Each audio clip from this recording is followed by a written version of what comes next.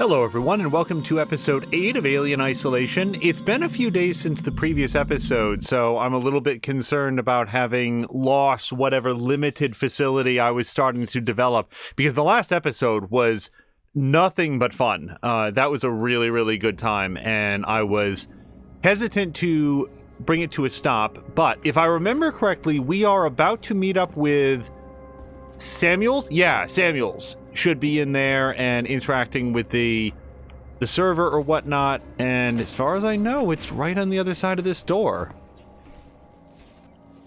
Doesn't look like stuff I want to put hands on. Samuels, that's too dangerous. Yes, far too dangerous. Wish me luck. Samuels, don't! What is dangerous? Is he gonna turn on that CAT scan? Because that seems like a real bad idea. Oh no, that's the reformatter. Which is a worse idea. Warning, Apollo connection initiating. Apollo, infection has been purged. The creature is no longer on board. The station is safe. Request that all hazard containment operations are suspended. Alert, authorized connection. Ripley, Apollo's rejecting me. We might be in trouble. Samuels? Apollo is trying to stop me from interfacing. Oh no! Amanda! You need to manually disconnect the systems. Please! Jesus, Samuels, I'll try! Wait! You need to do it in the correct order, or the cascade will be fatal for me. I'm accessing Seegson schematics. Remove the red cable first. Red. Okay, red first! Okay, so as far as I know, this is the red cable. Hey. Nope, that's not the correct stick. Red done! Next, look for a blue cable. Oh, hello to Geek Pantheon. Well, this is my best guess for a blue cable. I don't know how dark this is on stream, but I can see it pretty well here. Okay. Blue, done. Got it! Blue disconnected. What next? I'm having trouble accessing the schematics. Apollo is making things difficult. I need the next one, Samuels! What? What's happening out there, Ripley? The emergency lights have come on! I can't make out the colors of the cables! You're gonna have to guide me to them! The next one is plugged into a wall socket. There was an upturned gurney nearby. An upturned gurney nearby. Well, that seems like this one, yeah? Also, I did take note of the colors before the emergency lights came on because it seemed like a sensible thing to be looking at. Found it! Just two more, Ripley. Look for an open floor panel. There should be a deactivated android next to it. Open floor panel next to a deactivated android.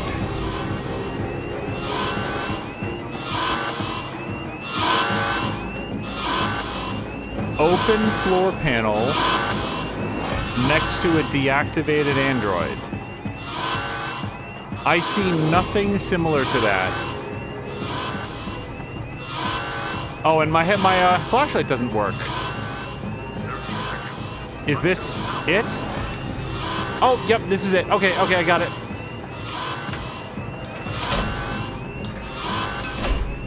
I just wasn't looking close enough to the door. Samuels. Just the last one now, Ripley. Okay, I'm somewhat certain that it's this one. No, it's not. Which of these is the last one?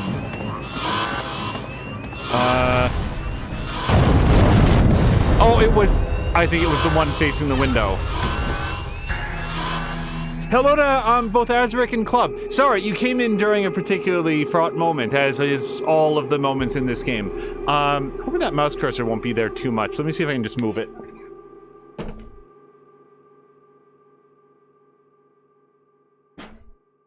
Club, got a chance to see some of your Borderlands. That was Borderlands 2, I think, that we saw you playing earlier. Man, that game, the art style in that game still holds up real well.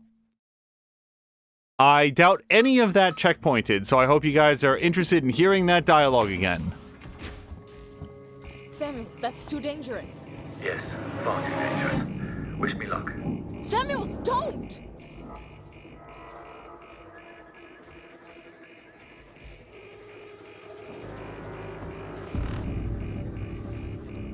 What an interesting decision to make the reformat or look like a just a straight up like CAT scan machine. Infection has been purged.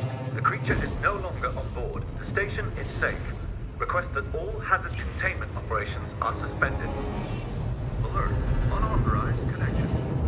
Yeah, I'm pretty sure this was the only one that we didn't do, and I was just a bit late on it. Apollo is trying to stop me from interfacing. Oh no! Amanda! You need to manually disconnect the systems. Please! Jesus, Samuels, I'll try! Wait! You need to do it in the correct order, or the cascade will be fatal for me. I'm accessing C-suit schematics. So I'm pretty sure it's the red cable first. red cable first. I didn't know if it might be randomized at all. Hey, do it. And alright, now after this was green, as I recall. Red gun! Next, look for a blue cable. Oh, blue. Can you see it? So wait, if somebody's colorblind, how do they do this? Is there like any sort of accessibility thing for this? I guess I have to follow a guide. That's not very much fun. Got it! Blue disconnected. What next? I'm having trouble accessing the schematics. Apollo is making things difficult. I need the next one, Samuels! What? What's happening out there, Ripley? The emergency lights have come on! I can't make out the colors of the cables! You're gonna have to guide me to them! The next one is plugged into a wall socket. There was an upturned gurney nearby. I'm really disappointed I didn't get this in the first try, because it's like... Oh, wait, how are we at 30 seconds already? Get out of here, 30 seconds. Ripley. Look for an open floor panel. There should be a deactivated android next to it. Check. Plus. Got it, Samuels! Just the last one now, Ripley.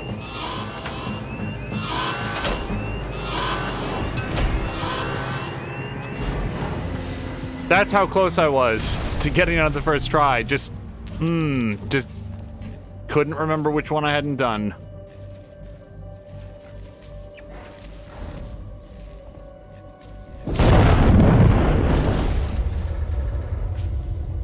You're dying. You talk like I've had an actual life. I thank you for that. Samuels. The Apollo transit is open. Once you get into the core, it will talk to you. You did that for me? I wanted Amanda Ripley to have closure.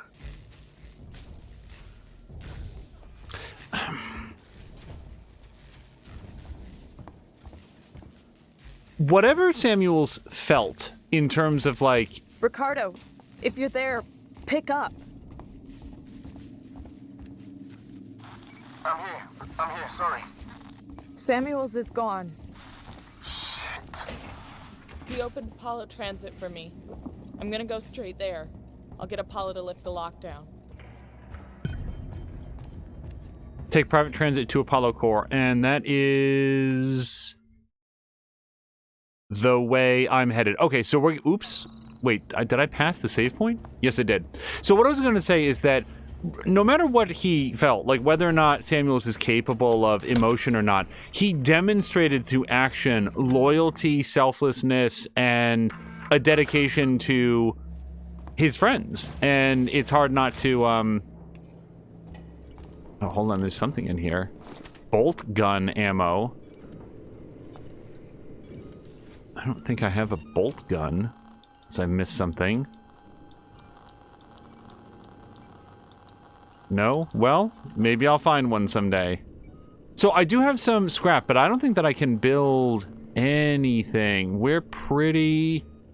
Yeah, the only thing that I might build is if I can shove a sensor into something. EMP mine. Oh, actually, we can build it in an EMP mine. Yeah, let's do this. Hello to Feecrest. Oh, and Azric, we got a chance to watch a bunch of your Division Force debut today with... Oh, actually, you might have played last week? Regardless, we got a chance to watch some of your Division Force play with Tashir and Patikin and Ink, and that was a lot of fun. So I'm really glad that you got to join in and do that. Oh, I guess I shouldn't have saved it. If anybody else... The hell is this? Oh, come on. So what just happened there is that the screen that I look at here went completely black, and that happens sometimes when there's a weird handshaking issue between the PC over to the screen that I use through the HDMI, and it doesn't happen 90% of the time. And then when it does happen, it tends to happen repeatedly and incessantly until it just randomly doesn't. It is so bad that you would think that the entire thing is breaking apart and that it doesn't happen again for 6 months. So the irritation that you hear is, I really just want to play and have fun, and I don't want to have to be stressed out about whether or not the stream is going to operate, which has been sort of a running thing with Red Dead when we try to do that. Anyway, let's see if it happens again. And don't worry, because I'll call it out if it does.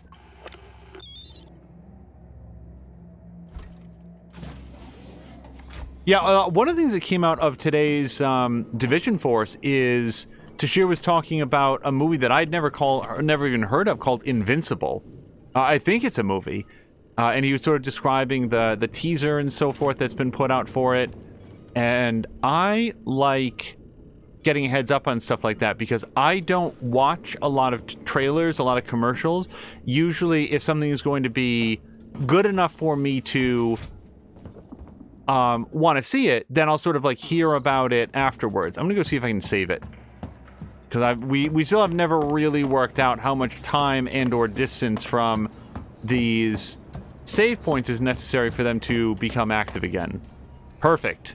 All right, now we don't have to do that electrical tuner thing again.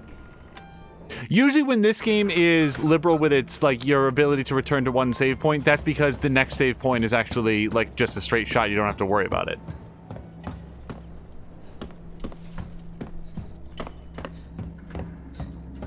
But yeah, we got to have Division Force on during... Or I got to have it on during work. I know that my producer was listening in as well from where she was, and that was a great way to spend the weekend, and definitely looking forward to tomorrow as well.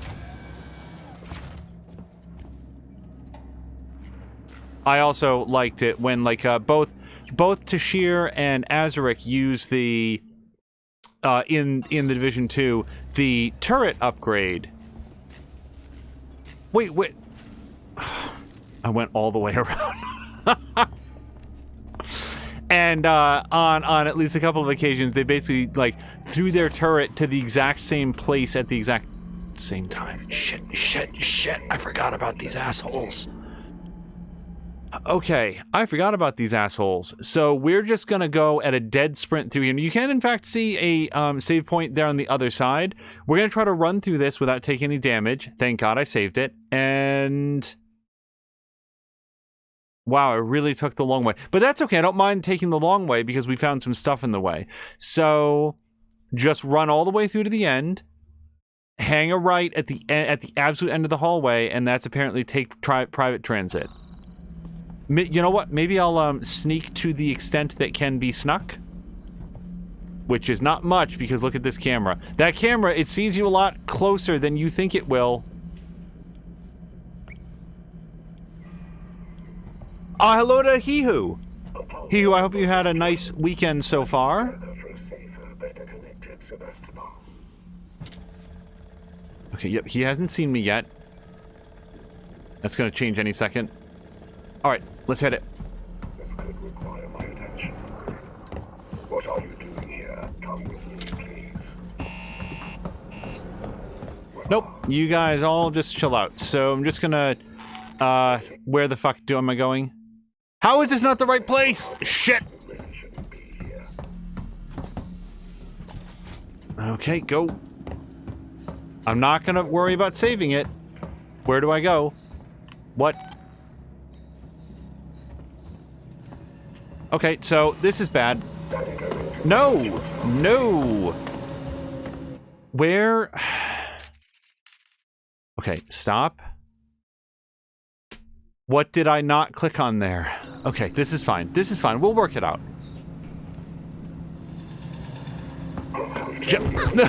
I did not think that there were stairs there!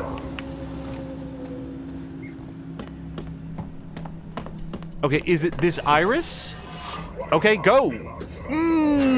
Okay.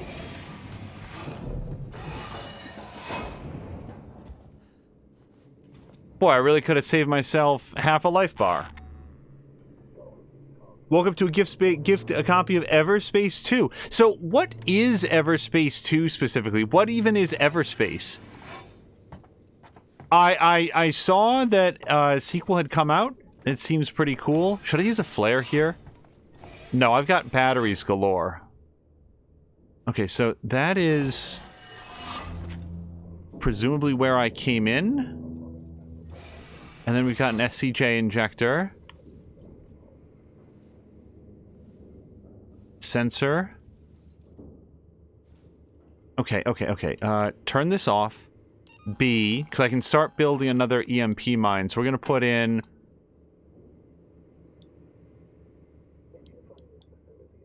Do I want to put in a second sensor right now? Well, I want to find something to put a blasting cap in, if I possibly can. Nope.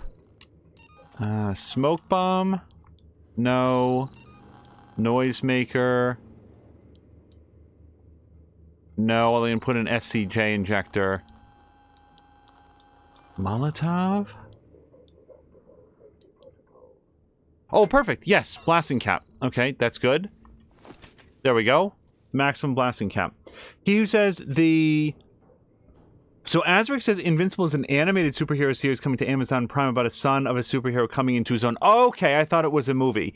And he who says the best description for Everspace 2 is single-player roguelike space shooter with persistent progression. So that, yeah, because I've heard of Everspace and couldn't quite place it, and now I remember that, like, yeah, I've seen it. It looks like I've seen what it visually looks like.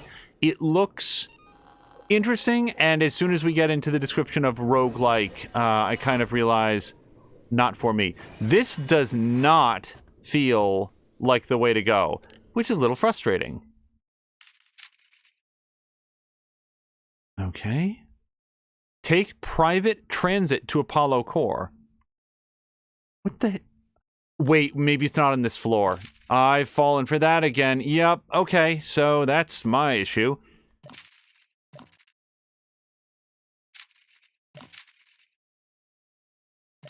There's so many floors. Okay, so I need to get up from here, which appears to mean going to the opposite end of this hall. Okay, so... The good news is the androids at the end of this area have probably wandered off on their own. Fuck.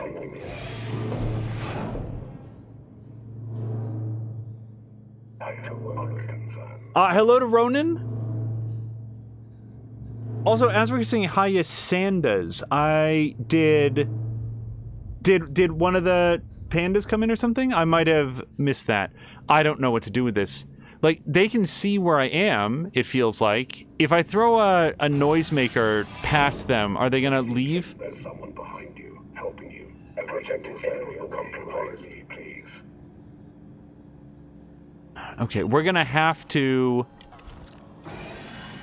You're starting to test my patience safety breach and will not be tolerated. What are you leaving here? I don't... Oh, God. This is entirely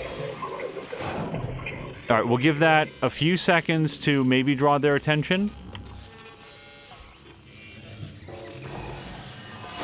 No, it didn't work remotely. Alright, so... Let's try plan B. Well, actually, wait. Because there was a fully formed noisemaker in here. There's no reason not to pick it up now.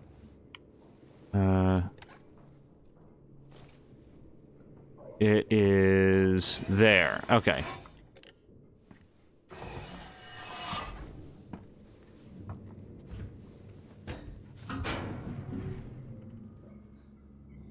Oh, Ronan's old Twitch name was Sandas, which is why him, Diesel, and Tiff, I'll call him that. I never picked up on that before.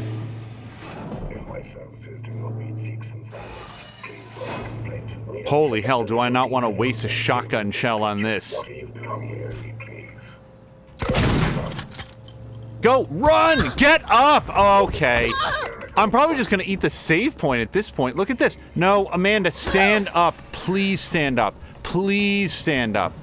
Oh, God, that's frustrating. I'm going to catch you. It's so much unnecessary damage.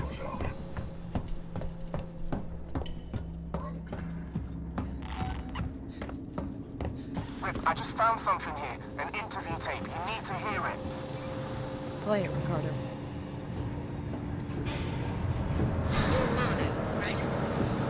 Yeah. I'm Taylor. Sector Exec Wayland Yutani. Oh, the big guns now, huh? Not some girl with abandonment issues? Leave Ripley out of this. She's just looking for closure. I'm looking after Wayland Yutani interests. And I'm looking to get out of this fucking cell. Maybe we can do a deal. Maybe. This is being recorded. You understand? I saw. Red lights on. I want data. The location of the planetoid where you found the derelict. All data you have on the origin of that organism. I can give you that. And a way off this station. You just have to let me out. I can probably agree to those terms. What the fuck? Taylor?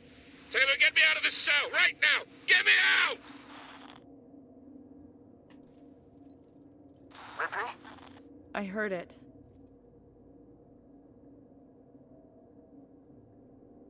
Okay, I guess that's the end of the conversation. So that appears to have been audio of... I didn't know if it was going to hit a like a load screen here, and I didn't want to interrupt the audio. But it sounds like Taylor was trying to cut a deal to get herself off the station with that guy that we met earlier in the holding cell. The guy who, incidentally, had done nothing wrong, so far as I could tell.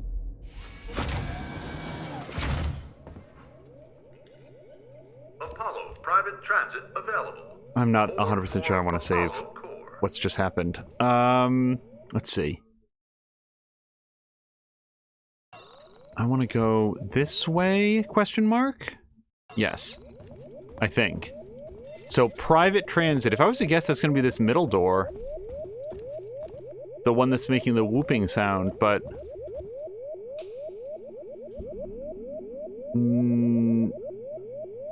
Well, so Apollo core looks like it comes from Seegson Synthetics. So... Wait, I still don't know where to go. Oh, Apollo Secure Transit. Okay, sorry, it's up here. This is it, yes? Sure looks like it. Wait. Private transit. That's different, I think. Samuels has gone to Seegson Synthetics in order to reach Apollo and ask it to cancel the heightened lockdown, locate him there and help him. We've done that. Is this or is this not the door that I just came out of? Apollo Secure Transit. Boy, they could dumb this down for me a little bit.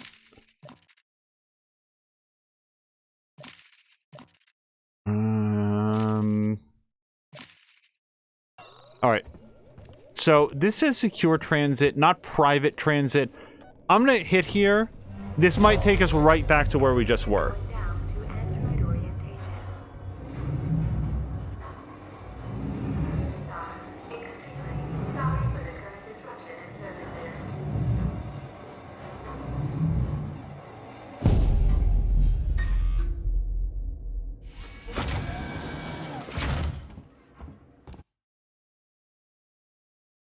Yes, this is exactly where we just were. Okay, so... private transit to Apollo Core.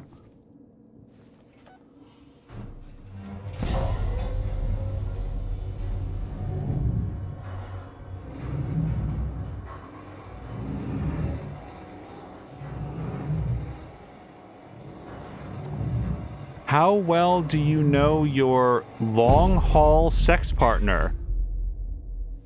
Well, apparently she has some ideas about it.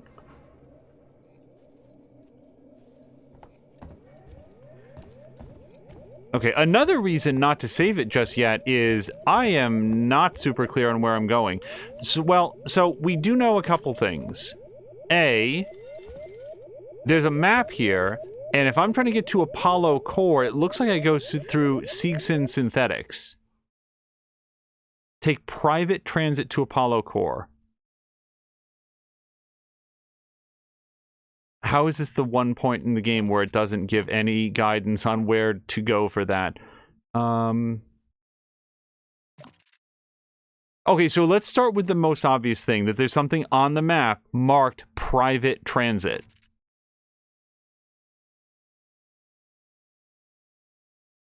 Alternatively, there's Seegson Synthetics reception, which does seem like the next most likely place.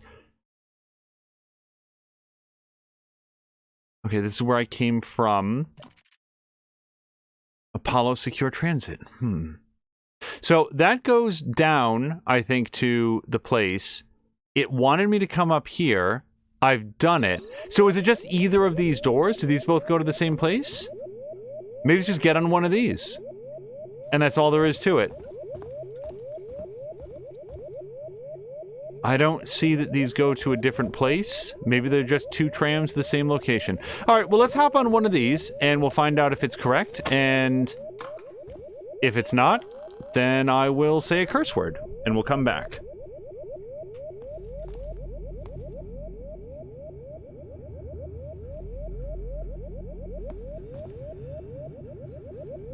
Think of your fellow passengers. Take your trash with you.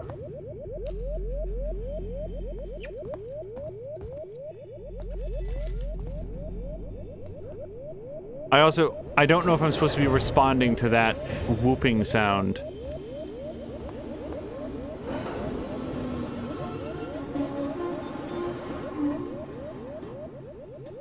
And I think all of this was supposed to be happening while I was listening to the audio recording, which is why, like, it's like, why is this so quiet? This car for the central To Apollo Core. Okay, there we go. Festival Science and Medical Tower. That was a classic example of me sitting here and dangerously overthinking it. But sometimes you want to make sure that you're, like, headed in the right direction. Above the Apollo core. This whole area contains Apollo supportive systems with the AI core itself at the center. Apollo prevented Samuels from lifting the lockdown remotely, but once you're inside, he made sure it'll at least talk to you.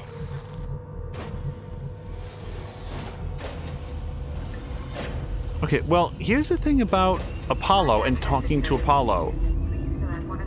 When Samuels tried to talk to it digitally, it attempted to kill him or reformat him, which from his perspective, was exactly the same thing. So I don't know why we're making any assumption that it's going to have a more productive conversation with Ripley. So I do have some... So, wait. I have medikits. I can definitely put in a bonding agent. Yeah. This is not the worst idea, because I'm at half health. Alright, let's do it. We'll get it ready. I'm going to go to medikit. I'm going to just jam this in. Stop. Go here. Build. And then I'm going to say that based on the amount I have, I can immediately put in bonding agent and... yeah, just compound B. Let's just have it ready. And then I can always do one with SCJ injector. So let's take all. Now I should have just used that flare, because suddenly there's one right there. Oh, we've got these as well.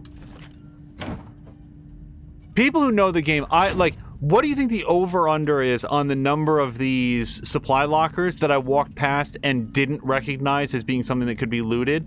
Over under 30, if you go back and watch the episodes. I would not be surprised if it was over, honestly. Because I just, there's so many of them now that I know to look at them. Samalander immediately goes over. Hello to Samalander. Okay,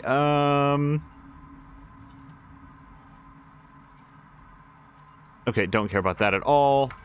I've come over to Apollo to find out what sent the synthetics crazy. This place has gone to hell. Apollo's redirected core android duties, and they've just walked away from the maintenance we requested after we got the news. Coolant's everywhere, gas has escaped, and the primary access lift has shut itself down. I flagged the help request, but apparently I'm 45th in line. Systems are suddenly obsessed with hazard containment. I'm gonna find a way down. Spitting out. And the great thing about that, and this is 100% sincere. I am glad that people who know the game didn't speak up and try to, like, if I had really hit like tough times, like and it was supply based, like I'm just completely boned because I don't have enough to get forward, then to have somebody say, hey, there's these other lootables that you've been overlooking, that might be helpful at that point. But the fact that that wasn't really an issue, so people were like, let him. You've got to be shitting me. Place firearms on security conveyor. I don't want to. That's specifically why I walked through the middle. Okay, security conveyor. Mason and Apollo, thank you. I'll bet.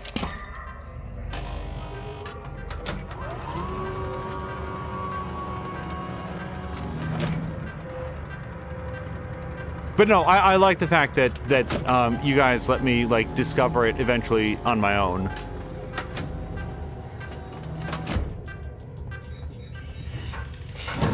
I bet I don't get those back until after I go. Apollo core access elevator offline. Primary Apollo systems inaccessible. Ricardo, the way-in's blocked off. The schematics they use for the Sevastopol sales tour should be nearby. See if there's a back door. Check the Apollo sales tour schematics. He who says that survival games are better left off to Discovery. Yeah, if there's like a... You know, you want people to have a good time, but as long as it's like, you know, I'm going to stand back and let the person discover it, it's always so much more satisfying, isn't it, when you learn about it for yourself? What is this? Keep vigilant for spills. God, that's dystopian. Okay, let me check my map here. So, check the Apollo sales tour schematics, which is apparently... Oh, to this map. Okay, let's see. There's a power conduit that links to the Apollo core. I can use that. You think you'll fit? Turn off the electrics, take some deep breaths, squeeze. Easy. I'm not coming up there to pull you out if you get stuck.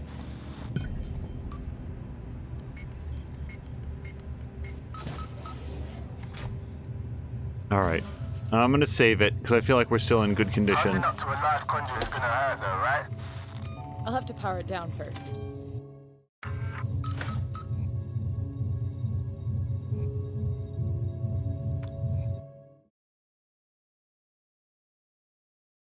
Okay, so we go north, power down the conduit, and then that appears to actually be the conduit, that dotted line.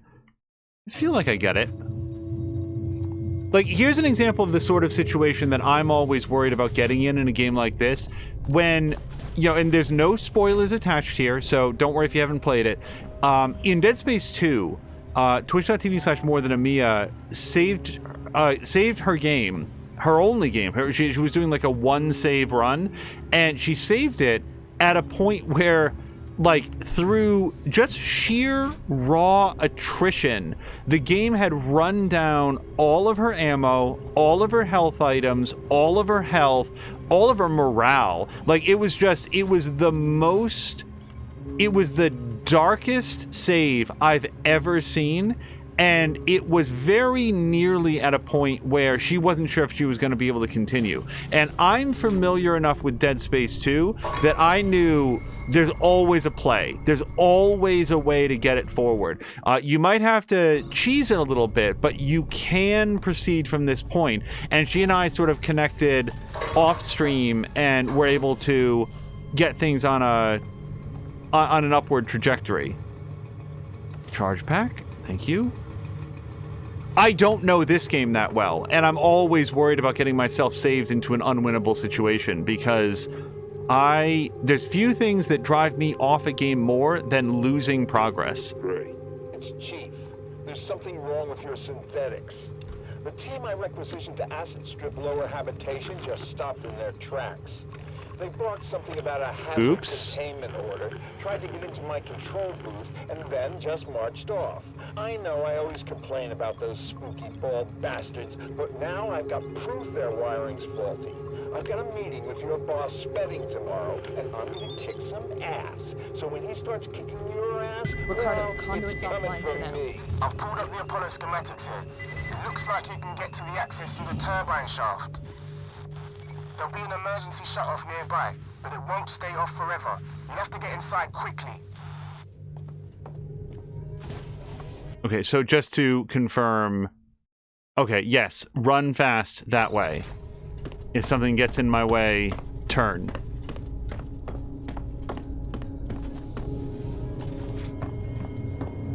Can I save it?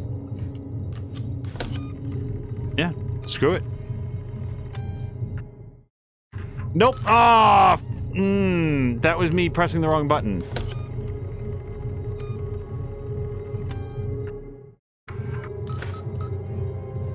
Okay.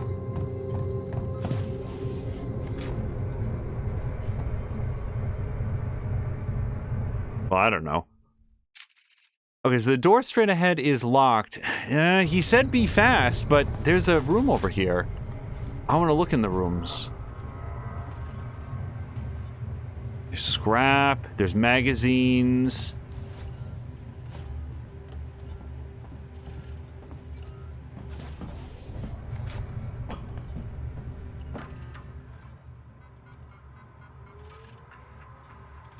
Self-regulation and android maintenance, security through removal of synthetic self-determination, instant communication, no interference, lightning fast, blah, blah, blah, blah, blah. It's the advertisements that I'll skip over. And nothing else. Damn straight.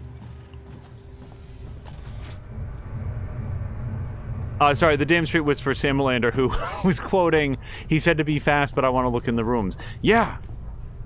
I mean, among other things, like, A, I want to have all the stuff, I want to read all the logs, like, that's how I like to play games. But also, B, like, a person built this. Like, somebody spent weeks or even months of their lives on designing these environments and getting the lighting and the atmospheric just right. I want to look at their stuff.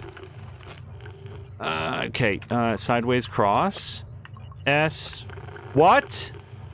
Okay, I really thought that was correct. This is, shit! So, that time it moved twice. Okay, so I gotta be very careful here, because I don't know what actually happens if I fail one of these permanently. It go much slower this time. F. Shit! So, just so you guys know, it's going 2 over. Okay, you just get to try again. Well, now I probably permanently lost out on an achievement. Okay, very slowly this time. Okay, E. And Pac-Man. Turbines off. Way should be clear. You better run. If Apollo systems overheat, they'll reboot. Okay, timeout just because I have to run, and not before I thank Azric very, very much for the resubscription. Waiting on the narrator to come on, and this is the moment he knew he screwed up. You get to try again, but there's a delay. Oh, so if you're in a hurry, that's an issue. Also, I just... What's the button here to pop this open?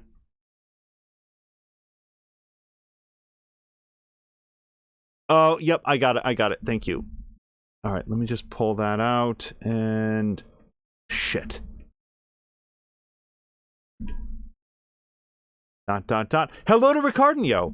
Okay, so when I opened it up, it blanked chat, so hopefully I didn't miss anything else. But thank you very, very much to Azric for the resubscription, sir. That means a lot.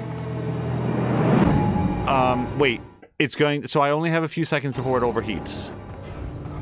Now I really do have to run. Wait, did I already miss it? Was that it? Oh, it did not like me acknowledging my the resubscription. Okay, no worries. We can do this.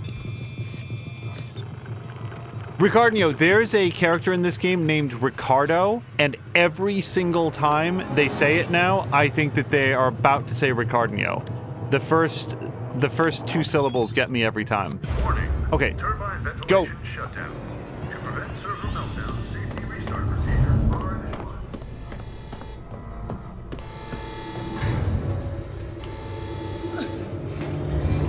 This is going to be a real test of my blind panic running skills, my endless runner skills, and I've never played an endless runner, so... This is gonna be tight.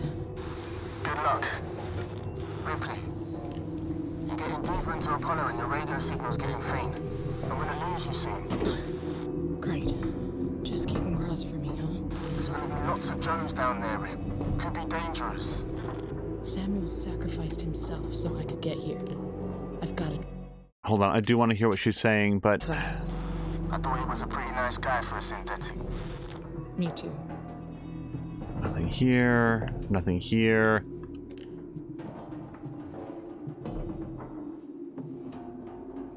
Ricardo is saying he's only just watching because his PC is broken for the moment. That's a shame. God, I hope that gets fixed pretty soon.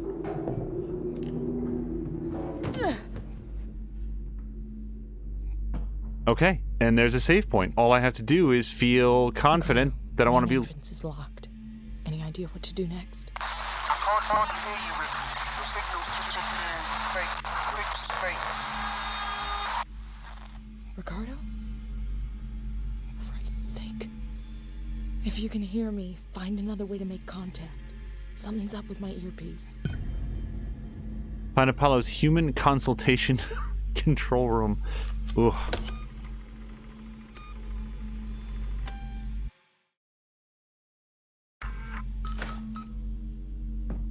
All right. So we got a couple lockers to hide in. And... Fortunately, very detailed schematics of this area somehow. So I can go to core observation. It does look like there's a cube there to pick up. I am full on all of my resources, though. So maybe I want to take the other way.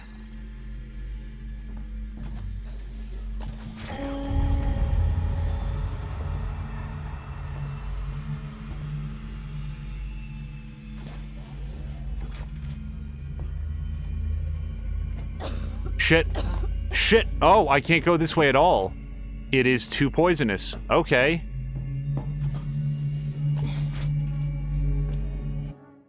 Well, we saw an android there.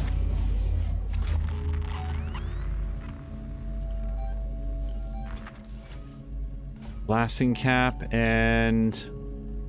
Oh, a gas mask! Well, that changes things significantly.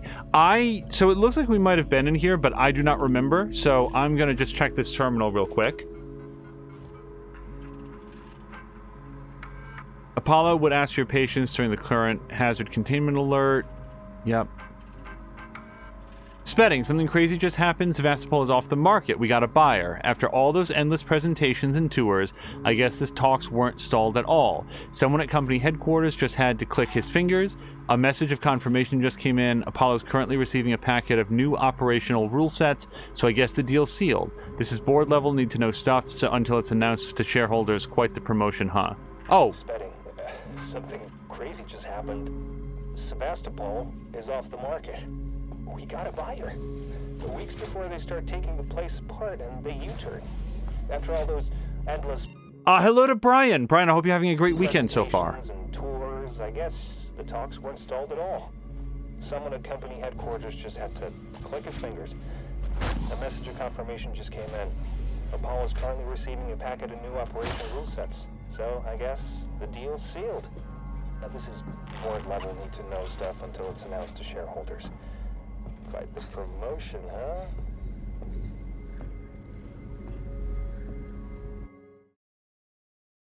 All right. See, we don't know where the droids are. We know that there's one in here, though. And that it's more or less coming this way?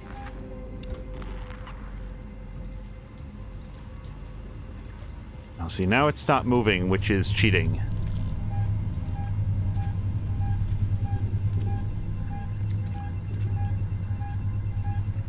Okay, it's just...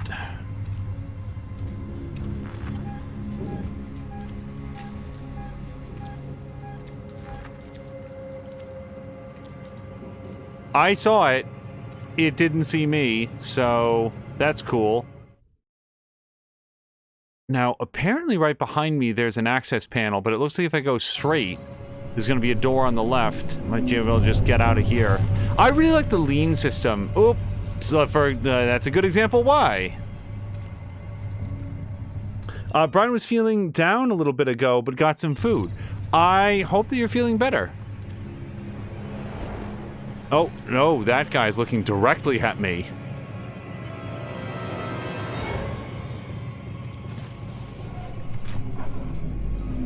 Okay, I don't like this room at all.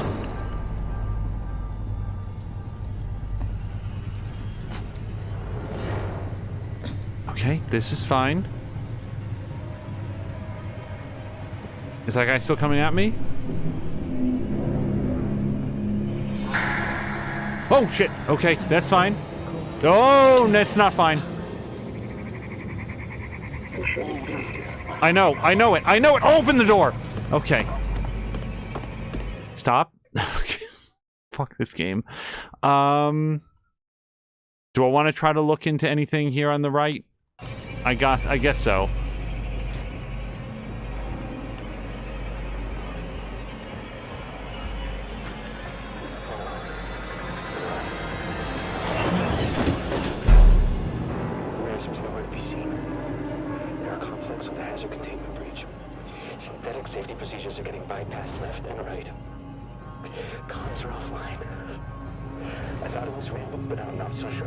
Okay, I get it. They know where I am.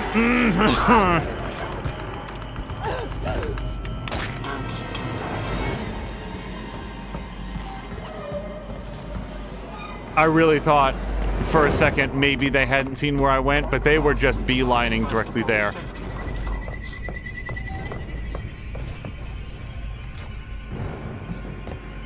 Okay, I cannot interact with that terminal as long as they are on my tail, and also my motion tracker isn't coming up.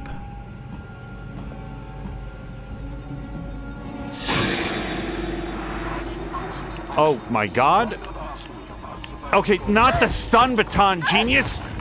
Shotgun is what I wanted.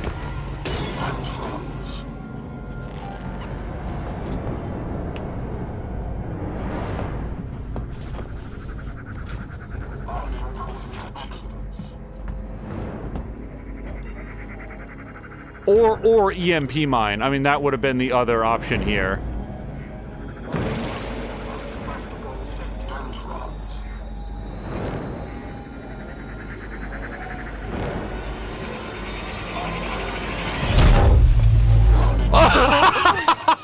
Oh, they just didn't care about it.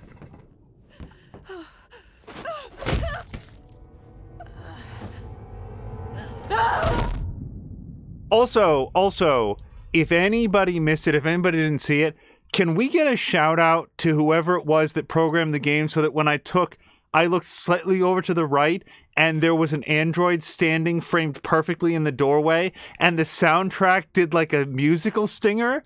Because that was legitimately chilling. That was really, really well done. Hello to Drienne. Let's see. Someone was going to ask if they could hear the audio tape playing. No, I didn't hear a word of it. Seems like they're immune to the EMP mine, says Samalander. And the music in this game is on point. Isn't it? Okay, so now we just got to figure out how to do that Better. Also, where am I? Oh, well, I'm next to this blasting cap that I didn't see last time. Blasting cap, blasting cap. Nope, full-on blasting caps. I should have used a pipe bomb, I guess. Blown them up, not a regular, not an EMP. Unless the EMP would just be like they're the... Oh, durr! That's why the shotgun wasn't where I thought it was. We turned in her weapons. That's how quickly I forget that I don't have the things necessary to save my own life. Okay. Yeah, there's no point in doing that. I don't think I can do anything with this blasting cap. But let's bear in mind that I do have some unspent crafting materials. Okay, now I need the gas mask first, which I believe is right here. And then I at least want to like grab this because I want to have all the logs, and I don't know if you, I don't think that they're persistent across like failed saves. So, Spedding, something crazy just happened. Okay, now if I continue north here, I guess that shaft there in the dotted line is locked, so we can't go there. Alec was saying just shotgun them. Yeah, I would, but that's not on the table anymore, unfortunately. Oh, right, and there's a key card there. Well, now I gotta go that way. We got a buyer. Weeks before they start taking the place apart, and they U-turn. After all those endless presentations and tours, I guess the talks weren't stalled at all. Someone at company headquarters just had to click his fingers. A message of confirmation just came in. Apollo's currently receiving a packet of new operational rule sets. So, I guess the deal's sealed. Now, this is board-level need-to-know stuff until it's announced to shareholders. Quite the promotion, huh?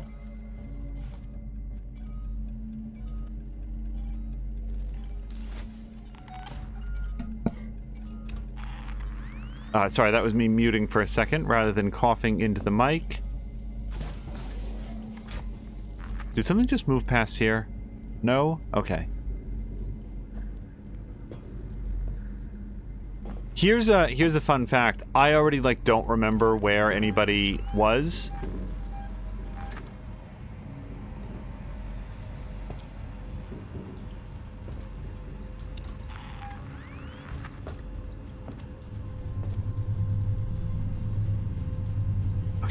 Okay, he's busy. Okay. Now, that iris is locked.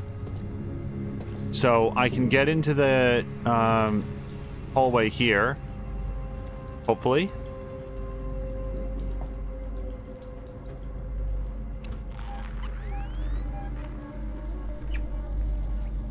Okay, now that door's gonna open as I walk past. And I think there might be somebody inside.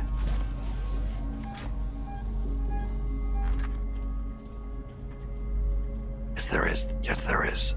Okay. Again, just forget whatever's in that room. I don't care about it at all. Okay, and now... in here...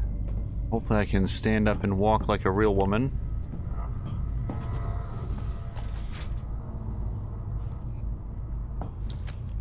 Is that a save point?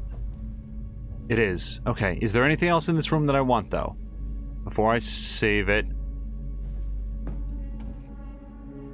Scrap? I don't think I want to build anything just yet. Alright. Wow. That was way more successful than my last time through this area. Let's save it up. Alec Nax was asking, wait, when did I get a sub? It wasn't here last stream. I'm not sure, Alec Nax. It might have been... I thought that you had one before, because some wonderful viewers gave out a whole bunch of gift subs on New Year's Eve. Something that I have not forgotten and remain deeply in debt for. But I didn't see any new gift subs come through, so maybe it just wasn't, showing up. Twitch has been a little bit odd this weekend. Actually, the last few days, really. So maybe it was in place and it just wasn't, showing up right away. Okay. Less spazzing on this than last time, please. And this thing. Left hemisphere server banks now active. Right hemisphere server banks now active.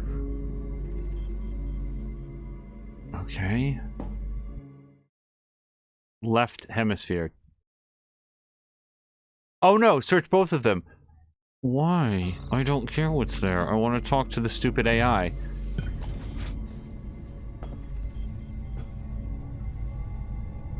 I once, gosh, wasn't it? I don't remember now if it was a text interview or something that I heard, but I remember hearing, like, Matt Groening actually grew up. Oh shit! Really having like phobia might be going a little bit too far, but he was sort of disconcerted by these like 1950s B movies of people having to like. Oh, balls. Interact with robots because the robots only knew what they were programmed and they couldn't be reasoned with. They didn't feel emotions. They couldn't be negotiated with. They would only do what they had been programmed to do and were thus incapable of rationality. And I thought it was such an interesting sort of like thought process. It was some like article or whatever about Futurama. I'm thinking about using a noisemaker to draw him off his patrol route. Or like hide in a locker, get past him, but I don't know where his... Jeez.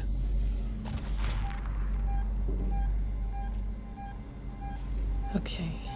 If I power these up, one of them should give me access to Apollo's security banks. Okay, being in here with two of these things seems like a deeply unwise plan.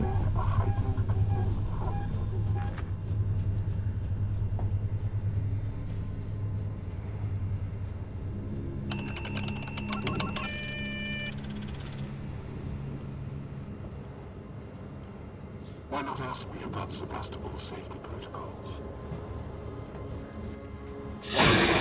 Okay, that's fine. Can't do anything without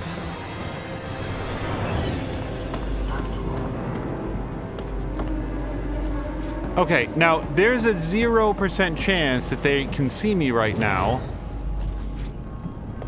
So it should be true that if I... Where's the closest locker?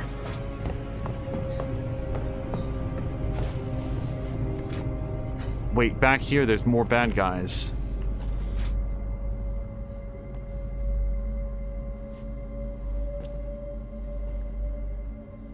Alec Ness says, wow, that music timing. Yeah, it feels like the deeper that I go into this game,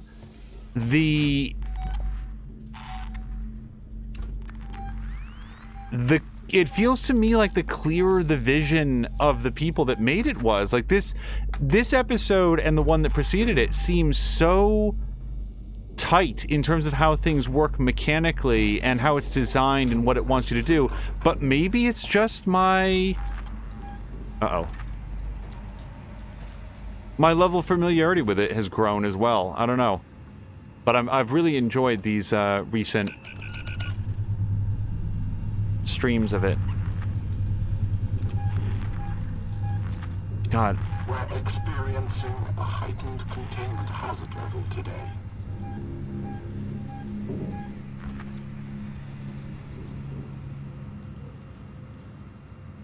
Okay.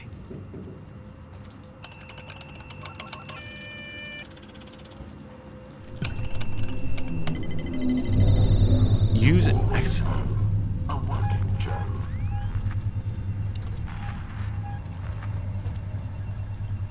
Hold on. I didn't read what it said. I don't like that sound.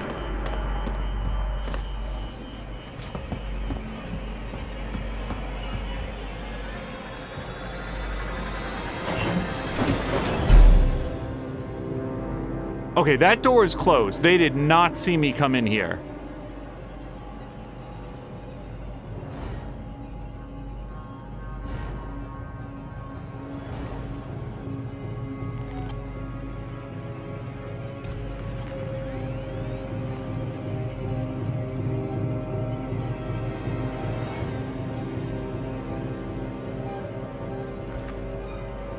No, it's not possible. It's not possible. No, I refuse to accept that he's going to open this locker.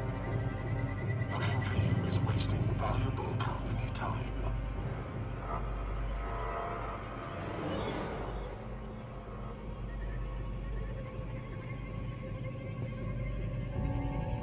You are making me waste company time.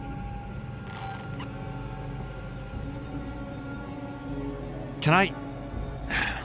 I will find you.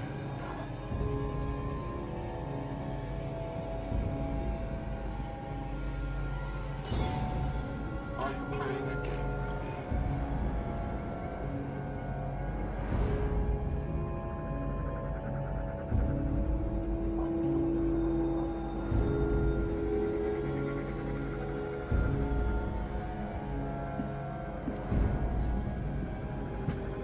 Oh my god. It's the second one. Alright, so I guess I'm going to be in here for a while. So, what did it say? Use access tuner on dome terminal to gain access. So, presumably now I can go into the iris hatch to get into that central area. Or go back to where the save point is and do it from there. I'm good either way. I just need to get out of this room without getting beaten to death by weird, rubbery, gnarled hands.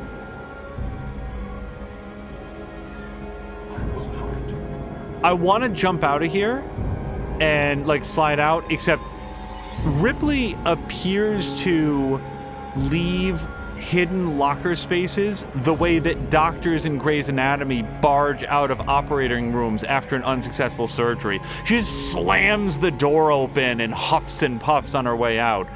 So I don't think that I can do it quietly. Okay.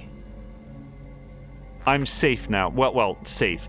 I'm not in imminent danger, right? I'm gonna go with yes. See that? God, Ripley, just...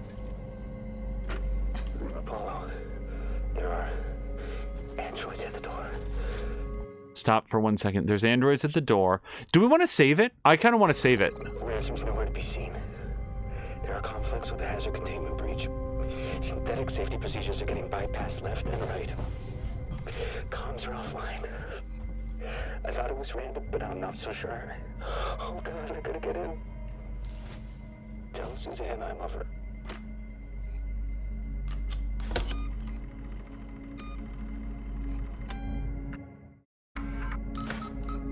Yeah, honestly, like here's another way to put it.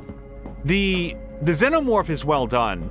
The androids in this game are really like they are so, it's their blank, emotionless Michael Myers faces with the glowing red eyes that when they see you and the way that they sort of lock onto you and they just start trundling towards you like the monster in It Follows.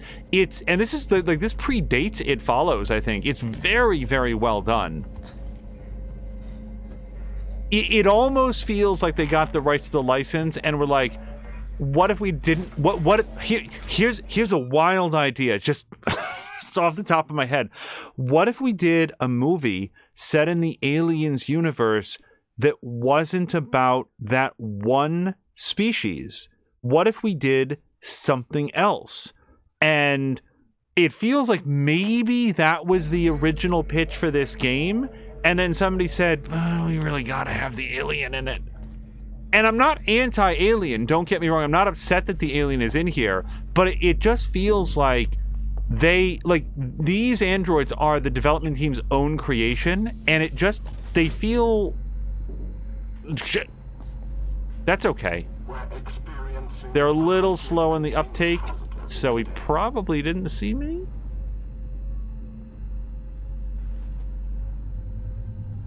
Yep, okay, so he went on his way.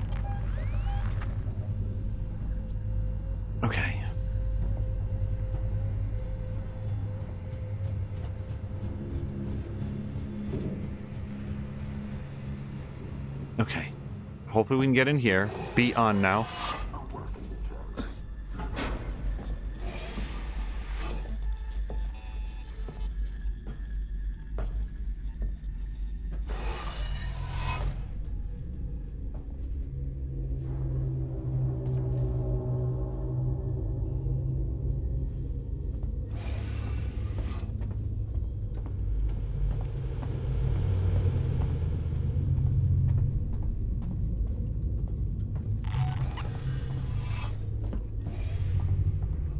Okay, another save point. Can anyone think of a reason not to save it here? Should I just save it here? Or is something gonna happen and then I'm gonna want to save it afterwards? Fuck it. Just save it.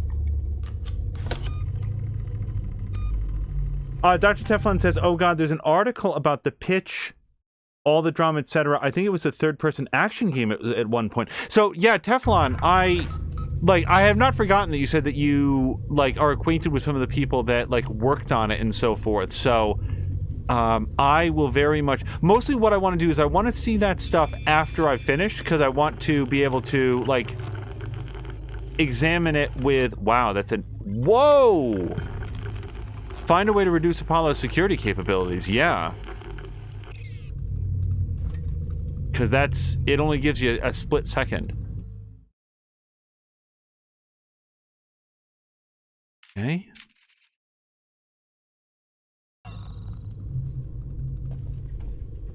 So, in a previous episode, and now I don't remember if it was this game or Red Dead, which we've also been playing separately, but the topic of Blade Runner came up, and I said, if I share my thoughts on Blade Runner, everyone's going to unfollow.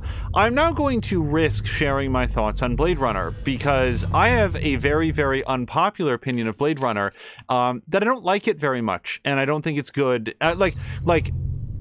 From a cinematic design standpoint, from the sets and the visuals and the world building, all of that stuff is top-notch. I will also say, just to avoid any misunderstandings, I have read Do Androids Dream of Electric Sheep and enjoyed the book quite a lot. It has basically nothing to do with the movie Blade Runner, but I remember liking the book a lot. Now, if anybody asks me anything about it, I'm going to not really remember because it's been many, many years, but I do remember having a positive impression of the book. And indeed, a couple of Philip K. Dick novels that I've read. But here's the specific thing that gets me about Blade Runner as I try to... It seems like there's another thing that I should be doing in this room. Find a way... Is it the central core? Here's the thing that gets me up about Blade Runner. As far as I can tell, in the universe of Blade Runner, there's one topic of conversation. Replicants. It's the only thing that anyone, anywhere, is ever talking about. And people might say, well, that's just that Blade Runners, that's what they do. But it's all anybody ever talks about. It's the only thing in the world. There's no sports, there's no work, there's no... it's just replicants all the time. And I really don't know where to go, you guys. It makes... the world of Blade Runner, the universe of Blade Runner, feels so flat. It all just feels like a facade to me. And even Blade Runner 2048, where they introduced like fake women to pay attention to you and to laugh at your jokes or whatever the... Oh, use button.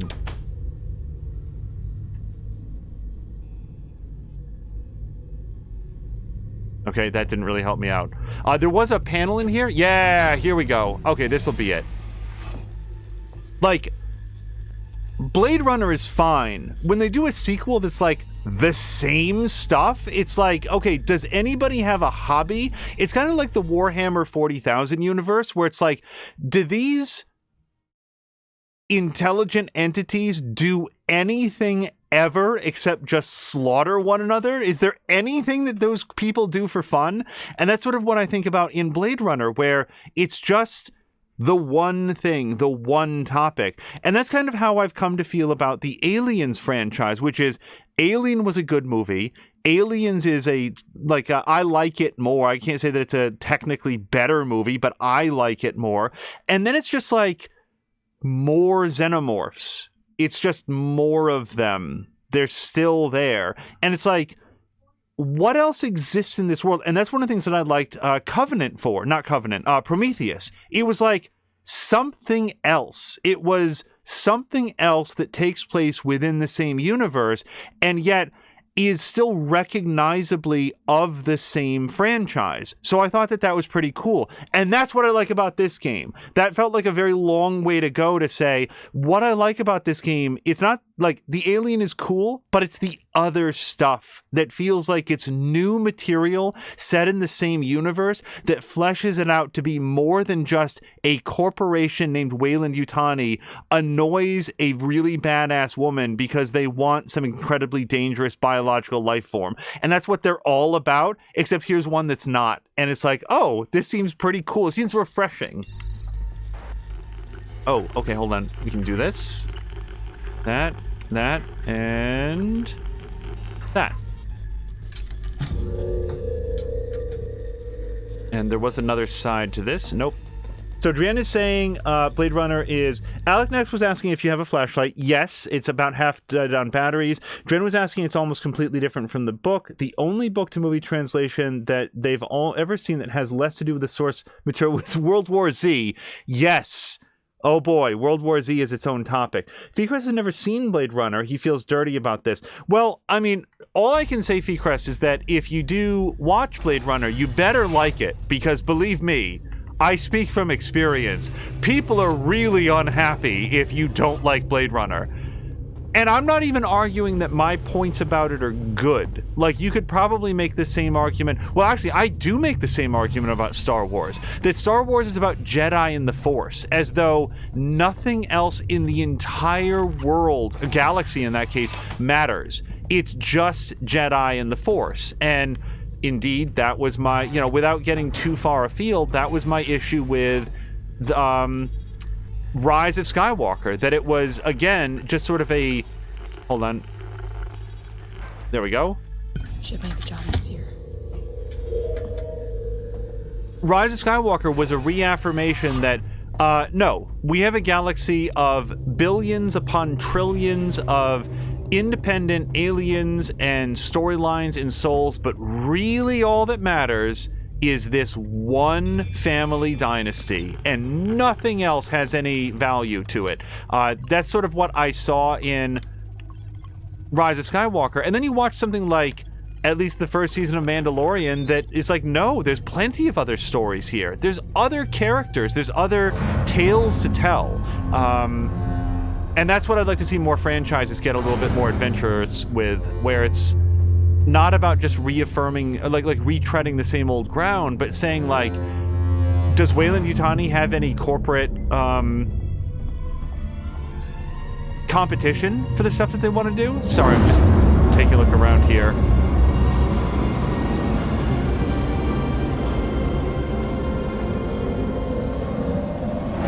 Speaking of which, is this just Darth Vader's bedroom?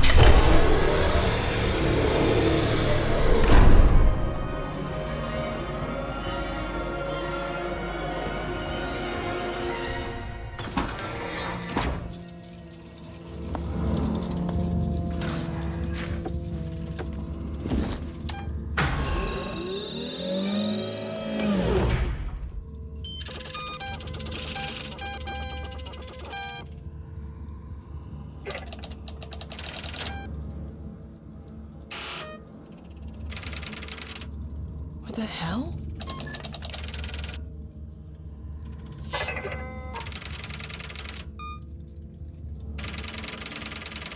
Two days after we left. You're kidding me.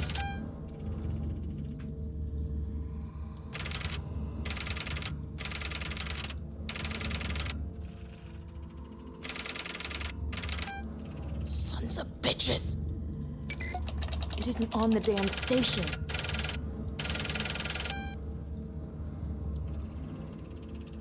What? Fuck.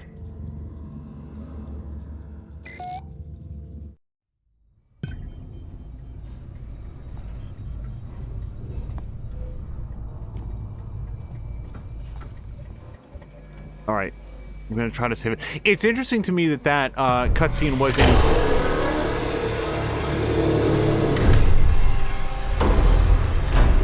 Okay, be louder, though. That cutscene was in first person, because in most cutscenes we do get to see Amanda.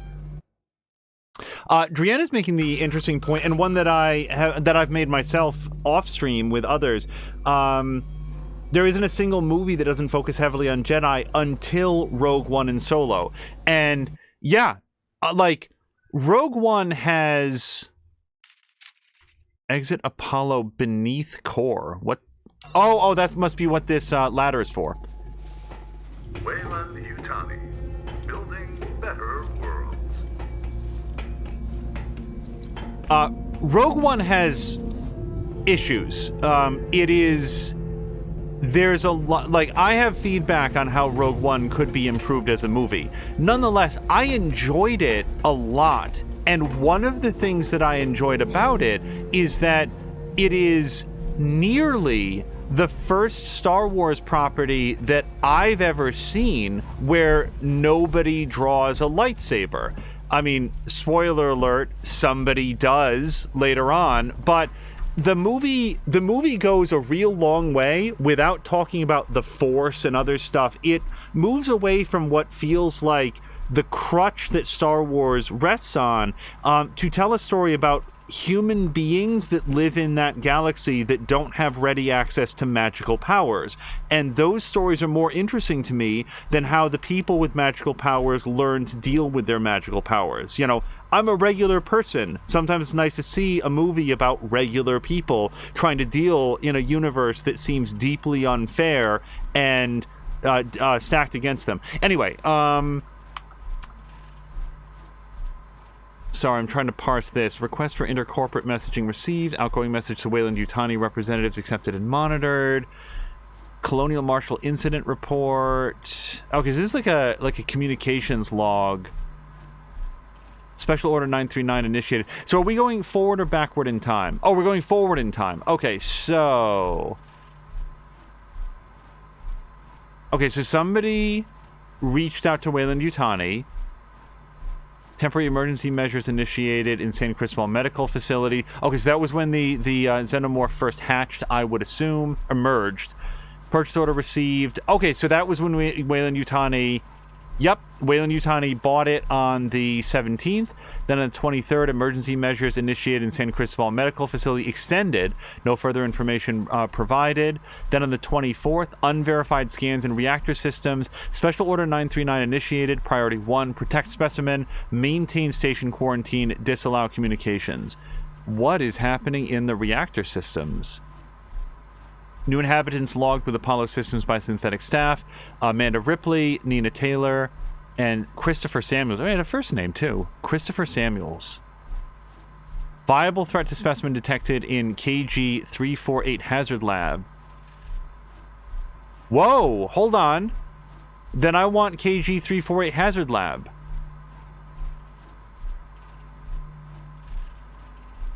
Have I been there? I don't remember that. Spending its ransom. With the Wayland-Yutani buyout, it's more important than ever that the flight recorder handover goes without a hitch. There'll be low-level execs and won't know jack about the buyout. But if they hear rumors about a disappearing people problem, well, I don't want to rock the boat, and neither do you. Let's just keep everything nice and quiet. We don't want them having second thoughts. Sam Lander says that his headcanon for Star Wars Rogue One, New Hope, Empire, and Return of the Jedi. Oh, that those are the only movies that count. I really enjoyed The Last Jedi for reasons that are probably self-evident based on everything that I've said. The Last Jedi was a movie. Sorry to anybody who wanders in here and is concerned about Star Wars spoilers. I don't know what to say. It's like a big thing. The Last Jedi dared to say to the Star Wars canon, it doesn't matter who your parents were. It doesn't matter what your bloodline is. Hold on. I'm hearing. What's the news? Apollo's running Wayland-Yutani protocols. It's what?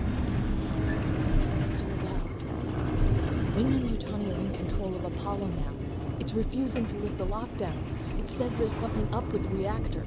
You're from the company. Tell it you don't give a shit and to do what you say. Sorry, Ricardo, but I'm small fry. Me, Samuels, Taylor, we all are. Guess if we amounted to anything, Apollo wouldn't be so ready to see us killed.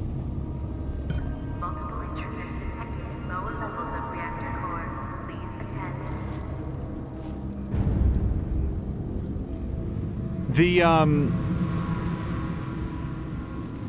Yeah, what's up?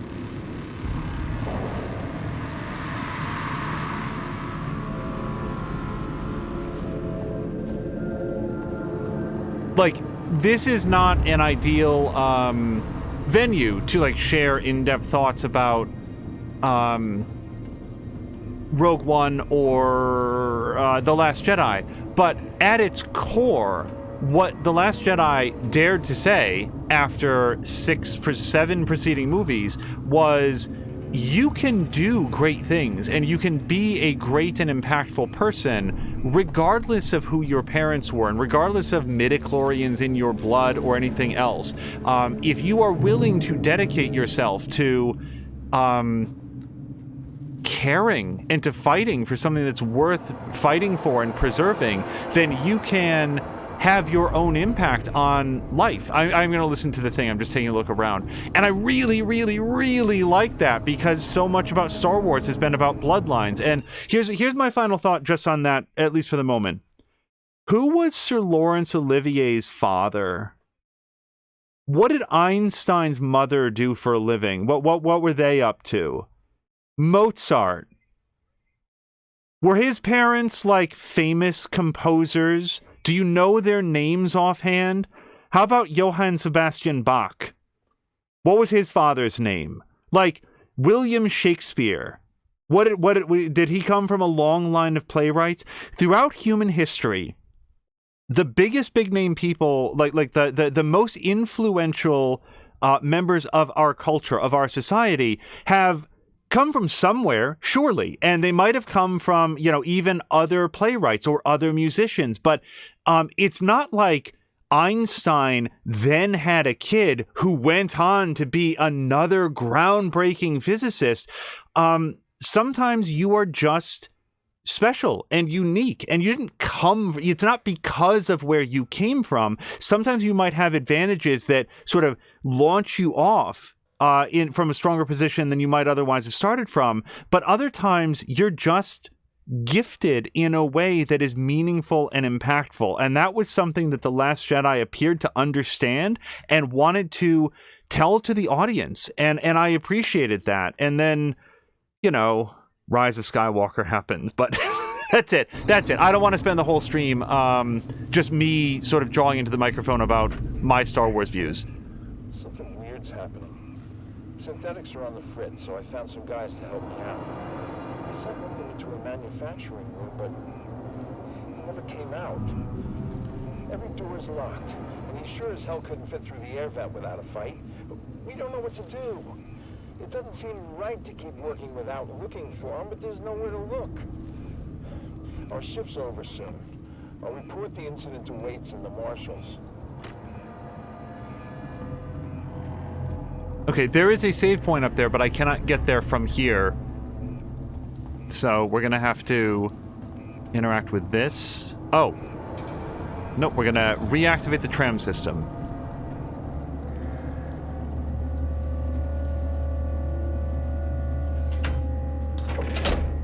And I'm not like shutting down the Star Wars conversation. I just want to make sure that we're also playing this. Because Geek Pantheon had an interesting conversation in his stream earlier about the Grey Jedi that Brienne just brought up, which maybe we'll discuss in a moment. I was sort of hoping that he would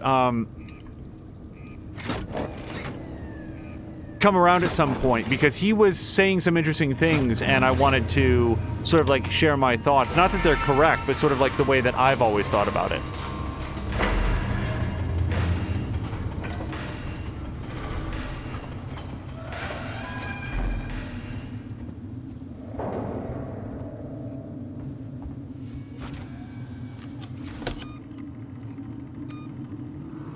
I feel like it's very hot in here. See how there's I feel like it's very sweaty. which is a detail that I like.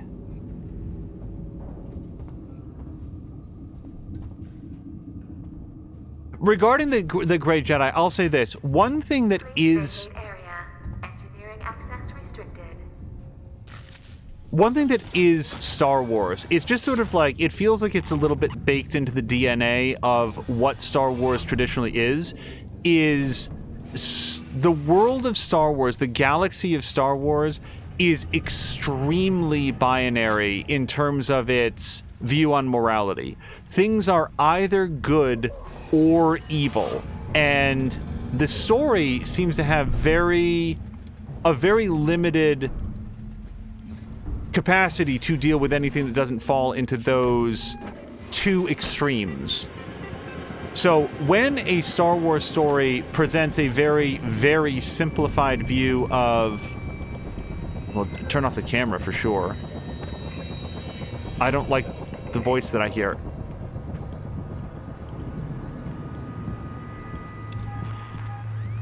When a Star Wars story presents a very simplified view of human morality, that I'm sort of like, that's kind of what Star Wars is. It's kind of like if there's going to be a Christmas movie, you're going to get some Christmas carols, or a story about a young ad executive that works too hard and goes home to his hometown and reconnects with the love of his life. Like, that's sort of what a Christmas movie is a lot of the time. So if a Christmas movie has that, you know, I guess I'm just not surprised by it.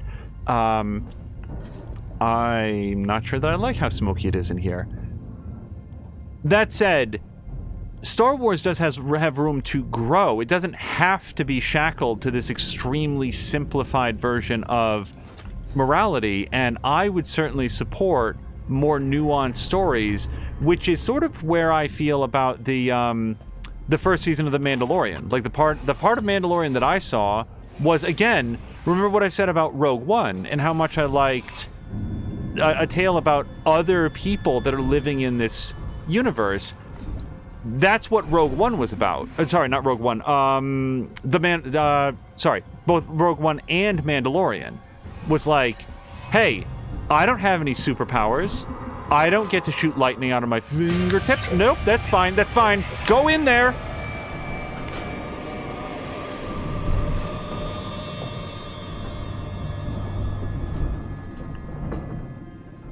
God, thank God they can't bend. Also, Chivalry says the Star Wars saga is a story of one family fucking up a galaxy. Not incorrect. And also, Aleknax is saying, at least it wasn't your political views. Wasn't it, though? Because I feel like there's a group of people that would consider it a political viewpoint somehow for me to say that, you are not the sins of your parents, and you're not the accomplishments of your parents either. You are your own person and need to be measured as such, and that's something that hold on, it's fine. It's fine!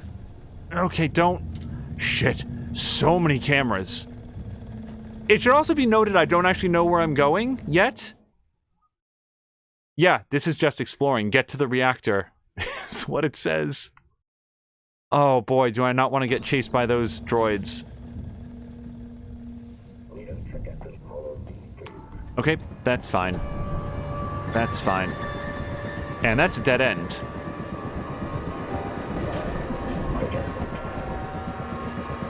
Okay.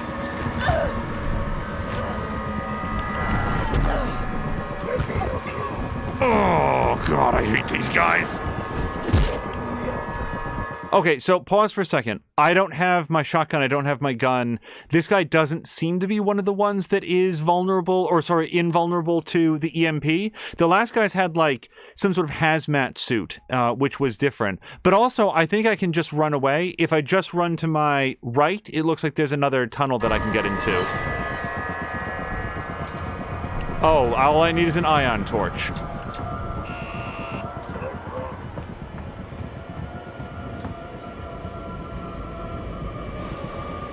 What's this? What is this? What is it telling me that I can use? Oh, hold on. It's fine. I'm just gonna, like, strew this in.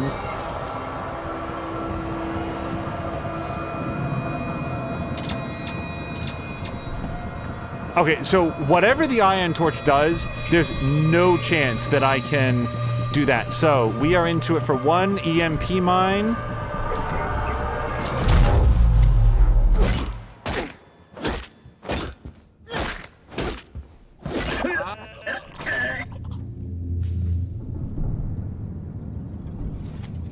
Okay, blasting cap and ethanol.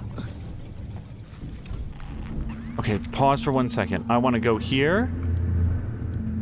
Blasting cap and ethanol. Nope, but I can put in a couple charge packs, a sensor, bonding agent, and this. Yeah, screw it. Build 1 more EMP mine, please. No, none of that is... So blasting cap and ethanol. Can I put these to use anywhere? No. Oh, yeah, ethanol. Yes. Okay. So that's pretty cool. Now I can pick up that ethanol. Blasting cap. Nope. Flashbang is full. Full. This doesn't take blasting caps. Okay. Sam Leonard says the atmospherics on this game are phenomenal. Yeah, they really are. Like, it is the attention to detail in this game that is like look at the cameras. Remember when the little insertion pod went into Aliens and it like did the scan of the room? This looks similar to that, but also distinct in a way that is more appropriate for a security camera instead of like a I like the fact that they took so much from the design aesthetic of Aliens and then built on it with other stuff that feels like it belongs in the same universe.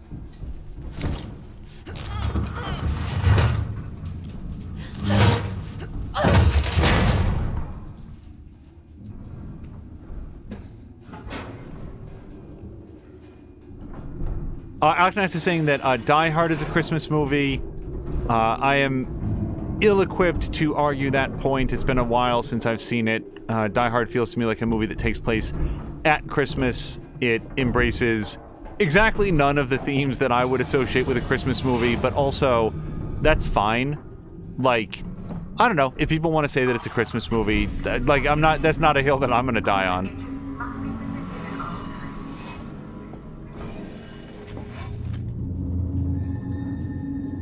Like, Christmas can mean different things to different people.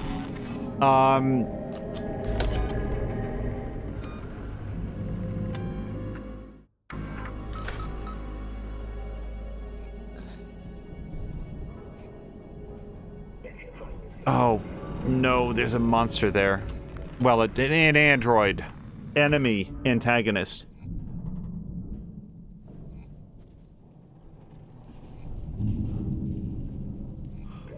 Like, I like the movie Die Hard quite a lot. And to me, it is like, it's such a weird thing that people have like decided that it's a Christmas movie because it, are you kidding me?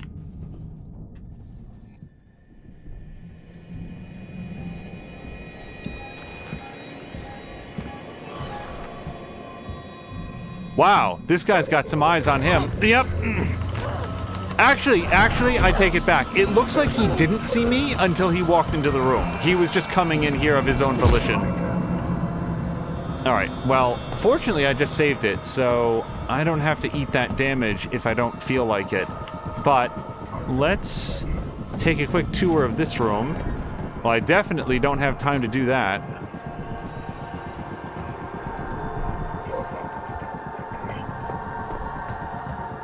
This is a distressingly small area, and although I have more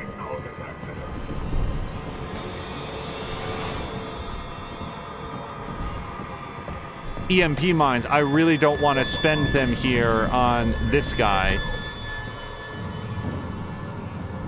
Restore power. Okay, timeout for 1 second. Find a way out of the engineering workshop. Okay, so with sufficient time, I could throw that switch. Oh, this is a dead end! It's a dead end!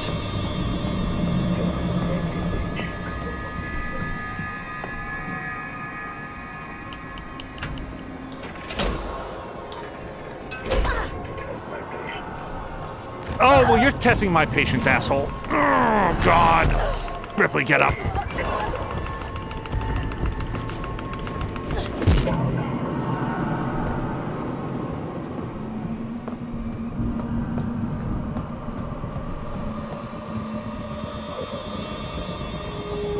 I don't suppose I could, like, throw down a smoke bomb and that would, like, confuse him for a second. I assume that he would just, like, stride right through that. Okay, and this is going to be one of those, like, oh, and I still haven't restored power. So what did that last thing do?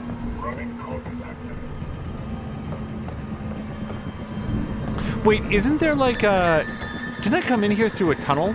Can I go back in the tunnel? Oh, yeah, I can. Boy, I should have done that earlier.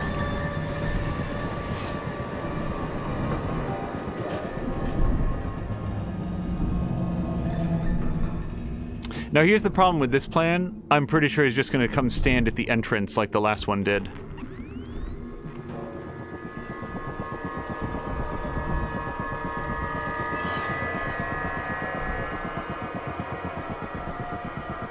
We'll give this a few seconds. If I poke my head out and he's standing right there, then it'll be a reload, because I don't think that I have it in me to take a full health bar worth of damage because I, like, just stood there like a dummy and got caught. Also, Samalander is... So Samalander said it was very clear-cut in New Hope. Oh, look, he is turning away. Okay, well, if he's gonna chill out, I'm certainly not gonna save this, but... Is he just gonna come right back in here?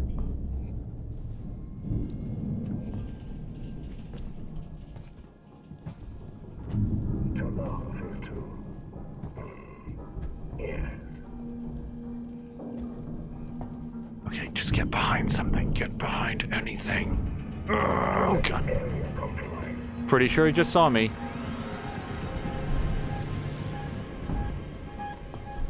I know you're there. Oh, no, he caught a glimpse. He caught a glimpse.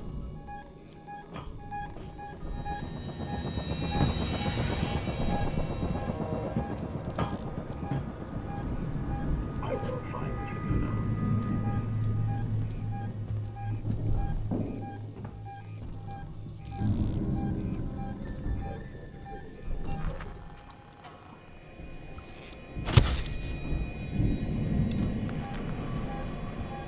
Did you see me again?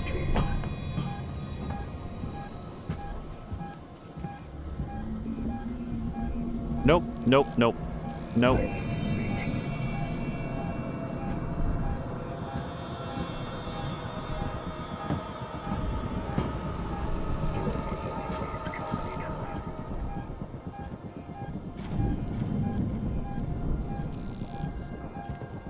Yeah, he knows something's up, but he can't quite figure out what it is.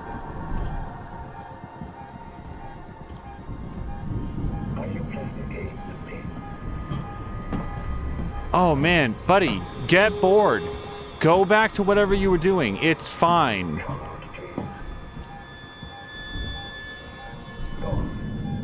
How inconsiderate.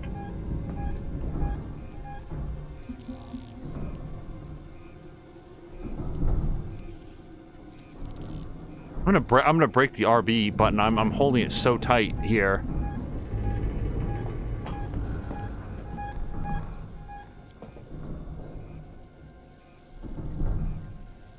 Yeah, the Geek Pantheon was earlier today having a conversation specifically about force powers and, like, morality around force powers, and it was an interesting conversation, and I just didn't have an opportunity to get engaged, but I was listening to it a bunch, and I'm hesitant to say too much here, because in the event that he comes around, I would share my thoughts, and they're only my thoughts. I mean, I feel like the Star Wars universe is pretty elastic and available for different interpretations. Aleknax is asking, how did the username come about? Well, the username actually came about for the channel. It's a slight modification on what it used to be, but it was always and ever random words that were put together. As I've said on in previous occasions that the question has been asked, it doesn't mean anything. There's no deep meaning. It's not religious. It is two random words that were put together. Okay, this is fun for no one. What the hell? Dude, get out of here. So I can throw a noisemaker someplace, but here's the problem. I don't know where to go in this room. I threw one switch on the belief that it was going to allow me to like power on the panel, and it didn't. So now my goal is to figure out what else to do in this room, and throwing a noisemaker feels like it's just going to distract him for a few moments. I didn't look around. Yeah, because he's not getting bored. He's not, like, stepping away. So let's get our noisemaker, and we'll just throw that way the hell over there. What are you playing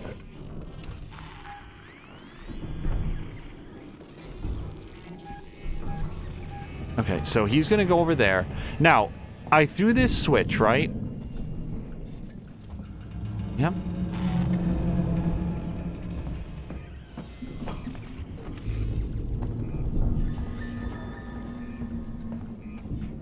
I can't do that. I can't do this.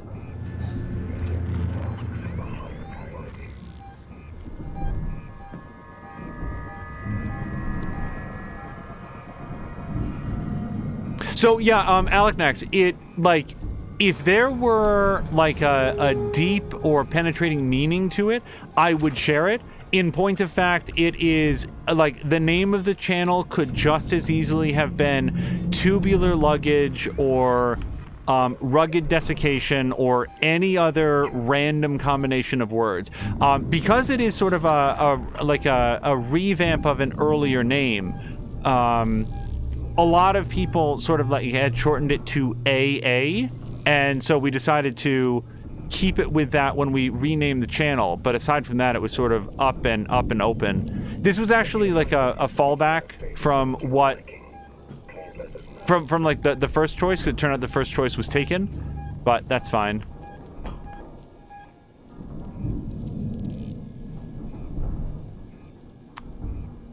I am so tired of leaning behind this.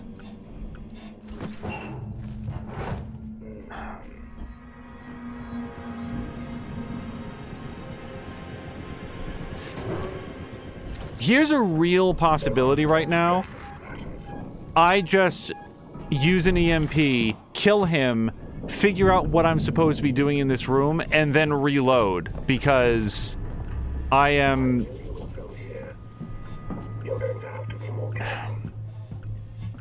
Okay. I really don't like that plan. Oh, look, there's another thing to throw.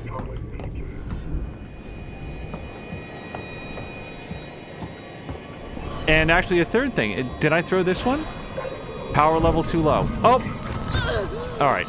I think I'm gonna let this happen at this point.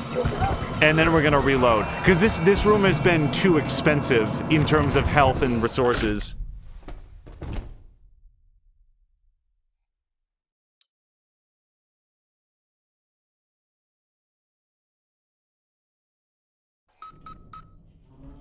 Okay. Yeah, I'm not... It's like a personal thing for me. I really dislike dying in games. Okay, now wait a second. I've done this before, and he just walks over. So my goal is to get down here. Okay. Now, he is currently overlooking the room.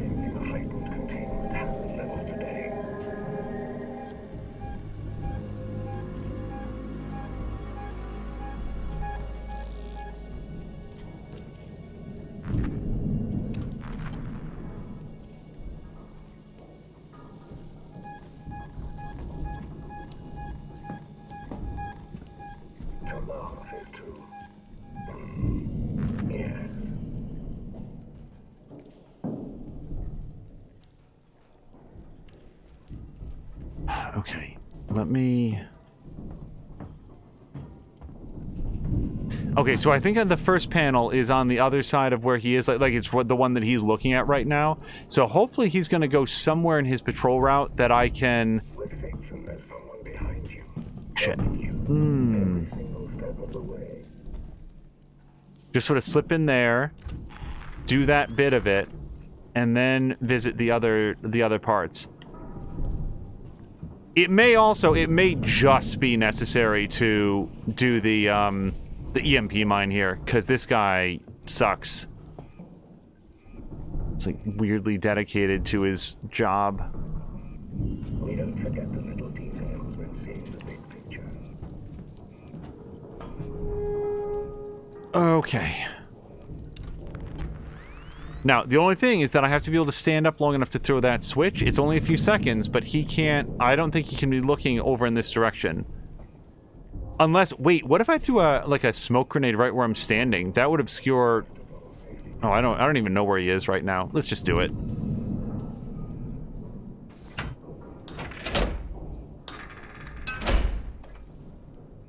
Oh, hello to Sheer. Nothing's amiss. Nothing's amiss. Tashir, we were talking about, oh, fuck this. Okay, that's it. We're just gonna EMP this guy. God, I hate this guy.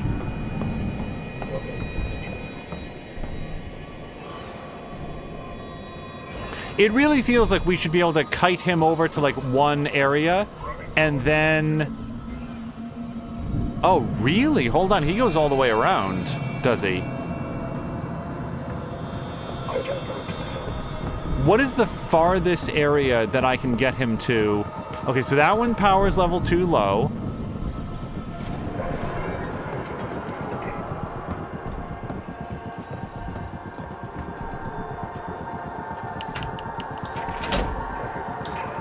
Yeah. Trouble is, I'm cornered in here. Yep. Okay, and that's the wrong button. Screw it.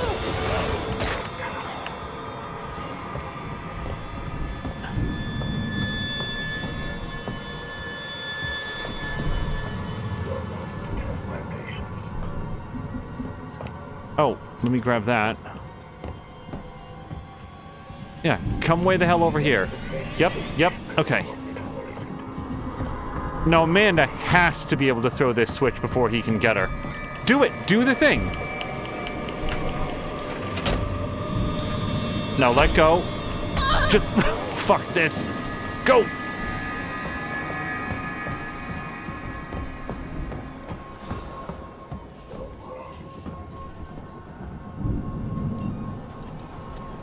That's not... No, fuck.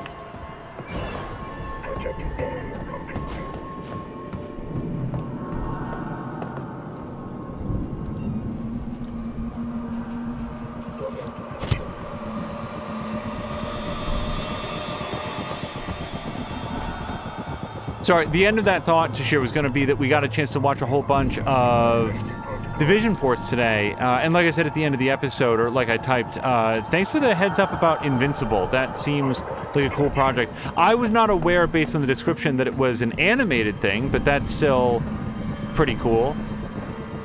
Oh, shit.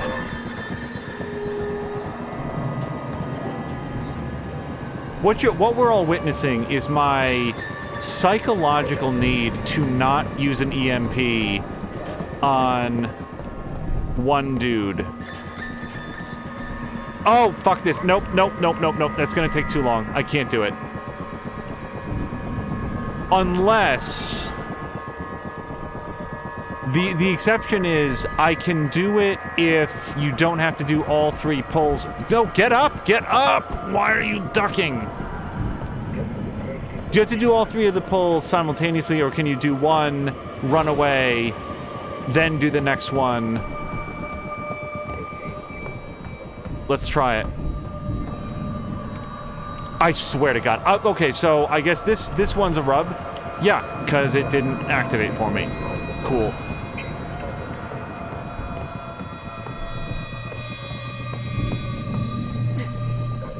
It's also possible that I can just sort of like duck down and avoid its eye line enough that it doesn't know what to make of it. Looking for you is wasting valuable company time. Oh, isn't it just... Hold on a second. This might actually work. That did not work. Well, it might have worked if I'd been faster about it. Let's not be too pessimistic.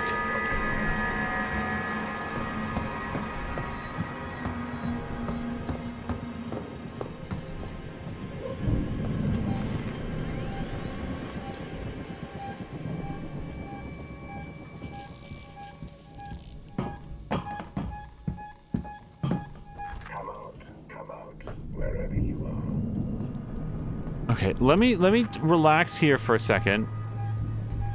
If I notice him going away, yep, then I can get a little bit further out. I'm sure this isn't as understanding. Wouldn't it be amazing if Amanda Ripley could pull herself up this... Wait. A to climb. She can! Well, Jesus Christ, I wish you would have done that earlier. Okay.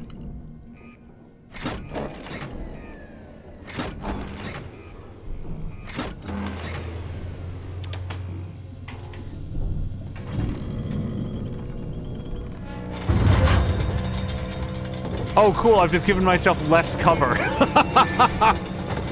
That's not what I was hoping for. Alec Nash is asking if I remember the hide spot. I do. I wanted to hit this. Nope, device is still invalid. Which probably means that it needs an upgrade. So... this was... less helpful than I'd hoped. Find a way out of the engineering workshop. So there might be like a maybe... Oh yeah, look, there's a vent underneath there. No, vent, slidey hole, whatever.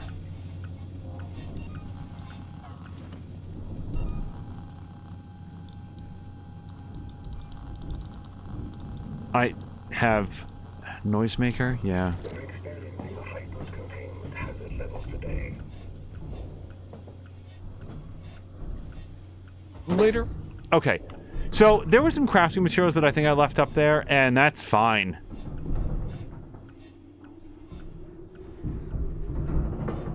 I think one of the best animated series, like people always talk about Batman the animated series, and don't get me wrong, it was very, very good. But I feel like people really slept on Gargoyles. It was made by Disney, but it was under their Touchstone label because it aired a little bit more mature. And Gargoyles was heavily steeped in like Shakespearean mythology and had a great voice cast. Like Feecrest would have really enjoyed it. Feecrest and Fox Eyes both would have really liked it because it had the entire cast of Star Trek: The Next Generation. And I mean, I think like every principal actor on Star Trek: The Next Generation played a character in Gargoyles at one point or another. Okay, new room, new ways to die. Where am I relative to where I want to be? So I got out of the thing. Apollo will not downgrade the hazard containment alert due to an unknown presence within the central reactor. Oh, I have suspicions on what the unknown presence might be. Okay, wow. Everyone in chat knows what I'm talking about. Also, X to activate. Oh, no, wait. I don't want to activate anything. What's the... Actually, the flare is the least dangerous thing that I can put here. I hear a save point, and I want to touch it. I want to caress the save point. So for anybody that doesn't know, Gargoyles was an animated television series that used to air in the United States of America, and I want to say that it had 3 seasons. It might have only been 2, but one of the seasons had like a lot of episodes in it, so it's more than you might think. And it was great. It was thoughtful. It was well written. It had sort of like a... It was an animated series that wasn't based around like selling toys or anything like that, but rather telling interesting stories with these like really well-defined characters. The main character was played by Keith David, who, like, why does he not get all of the voice work? He's so good at it. one of the gargoyles was voiced by Bill Fagerbach, and I might be mispronouncing that. I've never actually heard it. Ed Asner played one of the gargoyles. Then you've got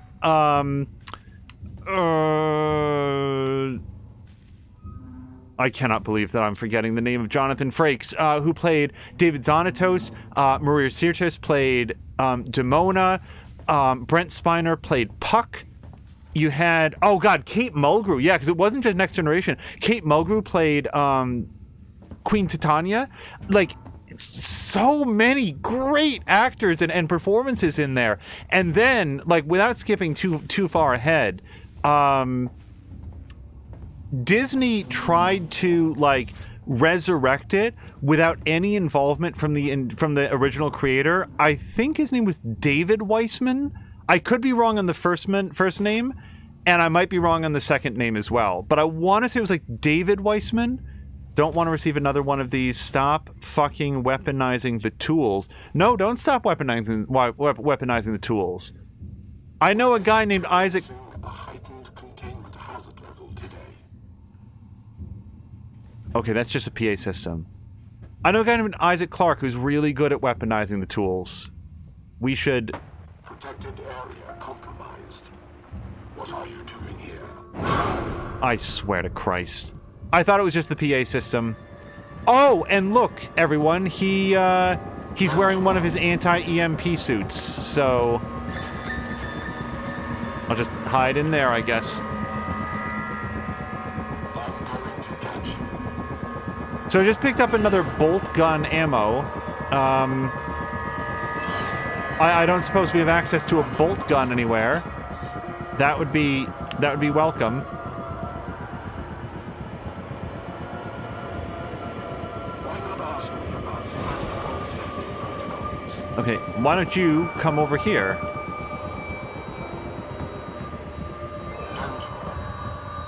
Bolt gun? Yes! Okay, whatever it is! It's good enough! It's good enough! You don't have to examine it! Does it shoot?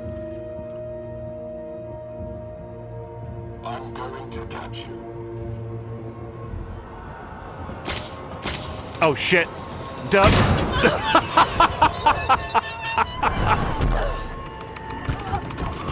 Okay, maybe I should have taken an extra minute to examine it. Where do I go? Oh, it was so perfectly anticlimactic.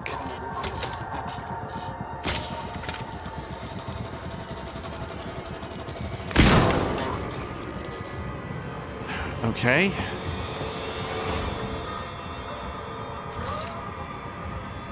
Oh, that... Shit. Oh, God. Nope, Okay.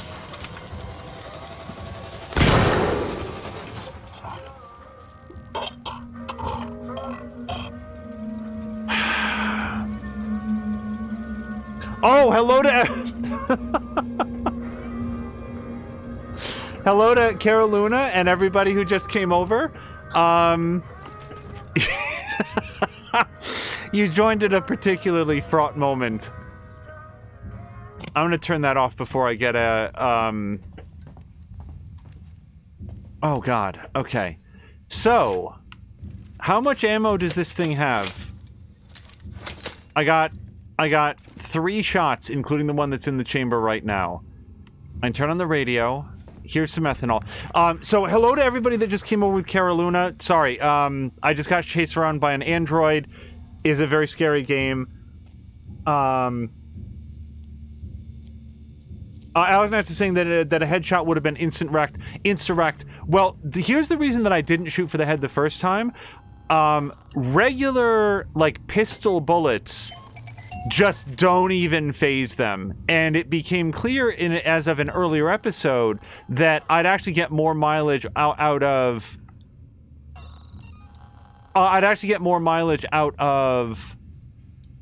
Sorry, I'm just taking a look here. I should really use a pipe bomb someday. I was just shooting them in the chest, because it didn't seem to make any significant difference in terms of the amount of damage that they received. So I'm looking for anything at all that I can build out of this ethanol. Yeah, not a lot. I'm gonna have to leave that ethanol on the table.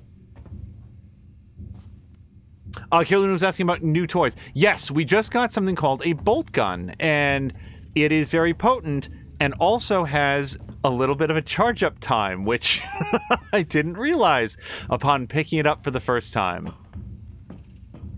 But it eventually got the job done. Oh, wait, you know what? I do really need to have that. And you know what? Let's double up on that. Okay, now I can hopefully make some of this.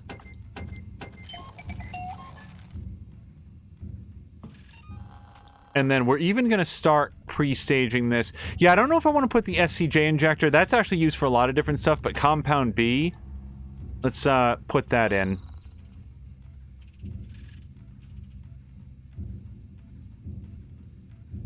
Simulator's asking, like, on an Android, why would you put important things except maybe the eyes and the head? If the central processor was up there, you would think that it would help it to, like, just by cutting down on the amount of distance that you know, both for, like, heat transfer and sort of information transfer, having the central processor up in the head to process all the information that's coming in through the eyes and ears would be efficient, but yeah, the other thing is that just for safety and sort of resilience, you might put it down in sort of the central chamber, the central chest cavity also. Chief, I'm headed down to reactor maintenance now as requested. I've locked the shutters behind me. The code you'll need is 6832. I'm not going to remember that, but 6832, it'll be in our note. We need you down in reactor maintenance, Flores. I've got reports of localized brownouts all over the station. I know it's going to hell on station, but I can't see anything up here that would be compromising power delivery. Can you run a full systems check down there? So here's what's interesting. There was clearly something wrong with this earlier, like before everything went to shit, because these people are just talking about like regular everyday reactor maintenance, it feels like. You know, like things going to hell before there was like knowledge of a creature. So it may not be the same one. Flores, if you're still there, find somewhere safe and wait. I'm coming down to you. We'll need to stick together now. Sanders is dead, and at least 4 of the other engineers are missing. One of those damn androids nearly took my head off, so I've scavenged some parts together to make a weapon. It's got enough kick to punch a nice clean hole in one of those bastards. I'll be there as soon as I can. Folder corrupted, and... well, wait, is this the code that I just said? 6832.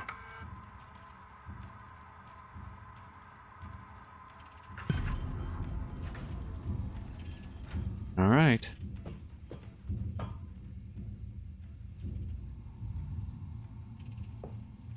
Oh, thank you very much for the follow to Darth Cohen 2021. Hopefully you enjoy shocks and surprises, because this game is full of them. Okay, I actually don't know how to get to... so I go back and then go south, and it looks like there's... no, the terminal's what I just read in the chief engineer's office. So yeah, to reactor coolant plant. It should be a straight shot with no surprises along the way. Aleknak, if you don't mind me asking, like, where did your username come from? Because you had asked... shit.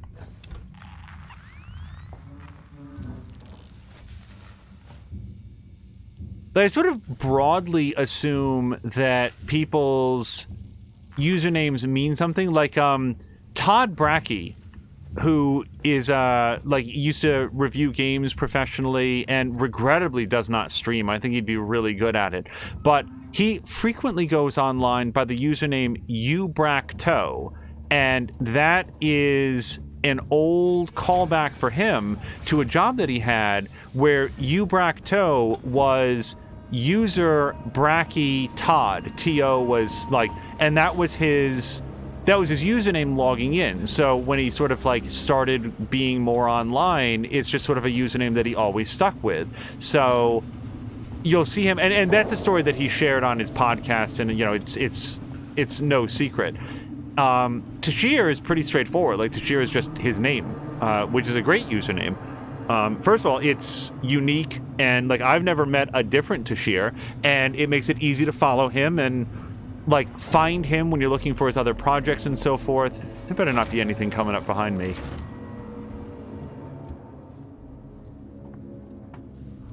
You know, more than a Mia is based on a name and so forth. You ever been to the reactor?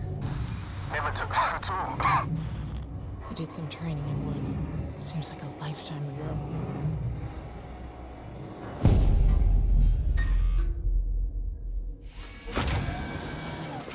Adriana is saying that theirs comes from a book series, and Alec next says that he was a role player on a Skyrim site called Thuum.org for a few years. His original username was Voldavoil, and maybe that's why that is your name on on Discord rather. But changed to Alec next when he left because it sounded better as a gamer tag. Oh, flashlight batteries. Yes. Hold on. So, look down at the bottom left. I'm just going to replace that flashlight battery. There we go. It's interesting. It's just sort of a curious point to me that there's no animation for changing out the flashlight battery. It doesn't bother me. It's just interesting that, like, when you reload a gun or pop a flare or... Saw it. Hold on. It had its back to me, walking down a corridor like it was the most natural thing in the world. I hid, but when I looked up, it wasn't there.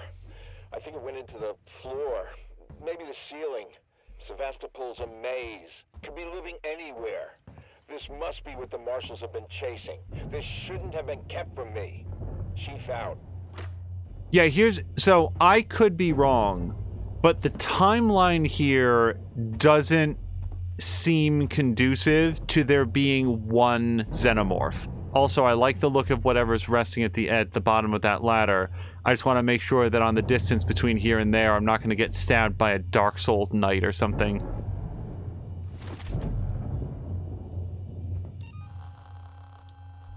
Oh, wow. Apparently all my guns were there.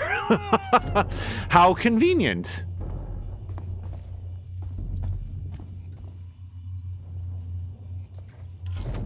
Okay, anything else in here?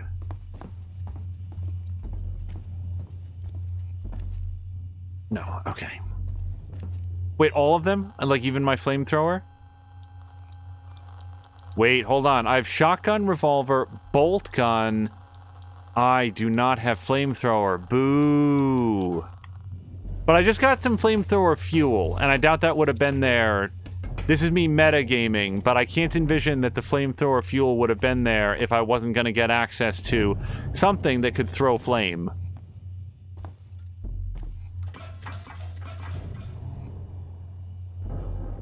Okay, let's save it.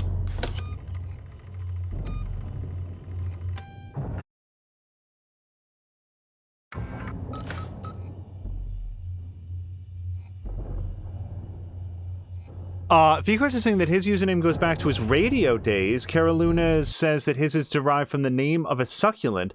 Oh, wait, I missed the fun fact. It scrolled just slightly too far. 1 second. Fun fact, I was starting a succulent collection way back when, but I kind of lost interest over some time. Ronan is saying, let's not have more than one xenomorph. Tashir Games was asking if Feecrest Radio Show was called Frequency. Which, if it wasn't, he should tell everyone that it was, because I really like that. By the way, remember the movie Frequency? That's a good movie. Like a lot of time travel stories, it really falls apart, if you think about it too much, and yet I really enjoyed it. I'm at the top of the reactor core, Ricardo. See anything yet? Nothing. Got some androids, core control systems, business as usual. I'm gonna have to explore the lower level. Should be an elevator down somewhere.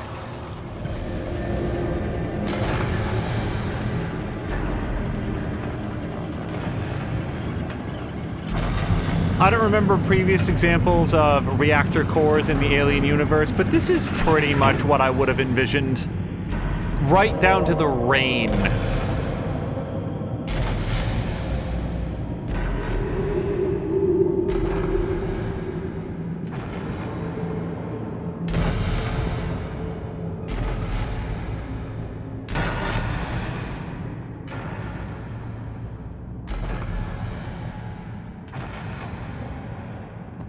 Okay, and of course the brightly lit yellow and red button does nothing at all.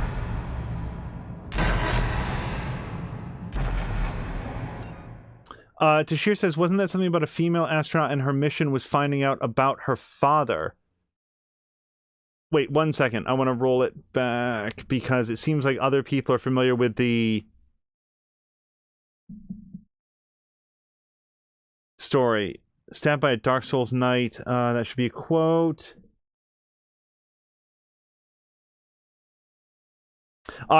Really? Samlander says that his comes from a book. Samlander, I honestly thought it was like a play on your own name. I thought that your like real life name was something like Sam Lander or something like that.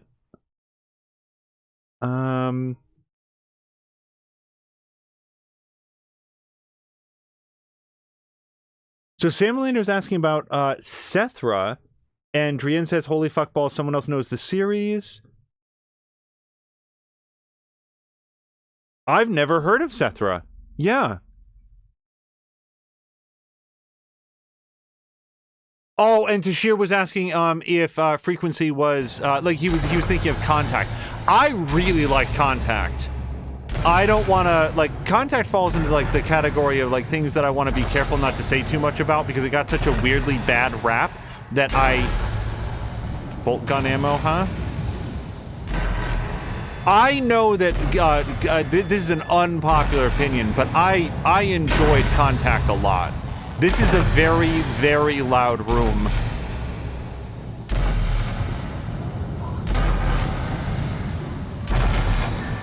Okay. So, do we think that an EMP mine will work here? Oh, I don't think it will, because they have their suits. Okay, so... Shit.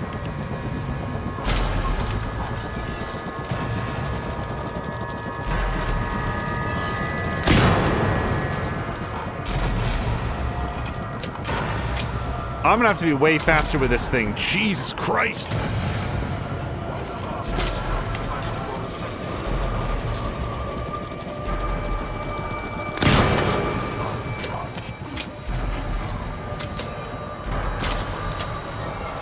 Now I feel especially bad about wasting that one shot.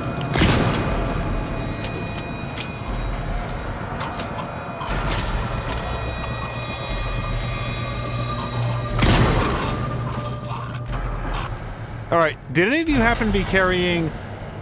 I can think of no earthly reason why any of these guys would be carrying bolt gun ammo, but wouldn't it be great if they were?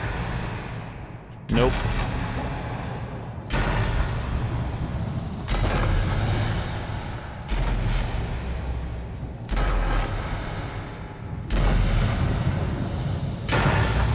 So, Sethra Lavode is from Taltos.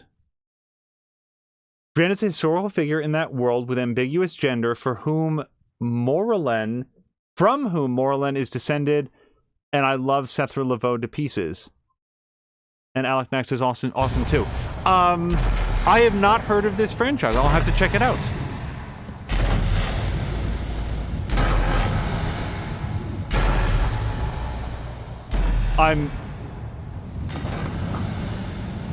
Hold on.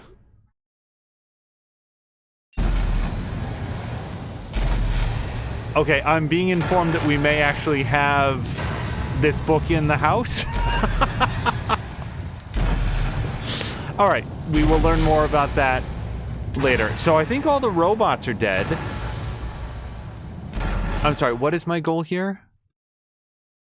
Descend to the base of reactor. So I've got beta core. Okay, and I've got an objective. Alright.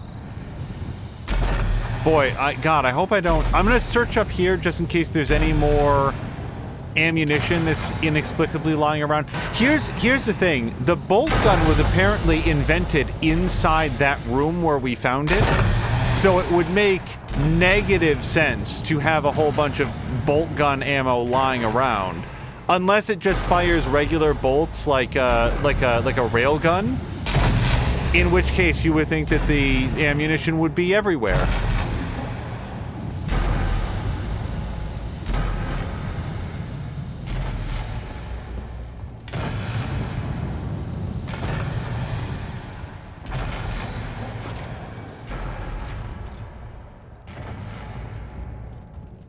I am relieved to be out of that room. That was like living inside a jackhammer.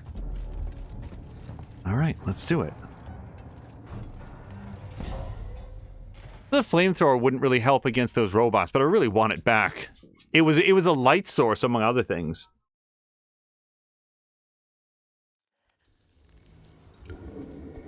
Oh no. God, no.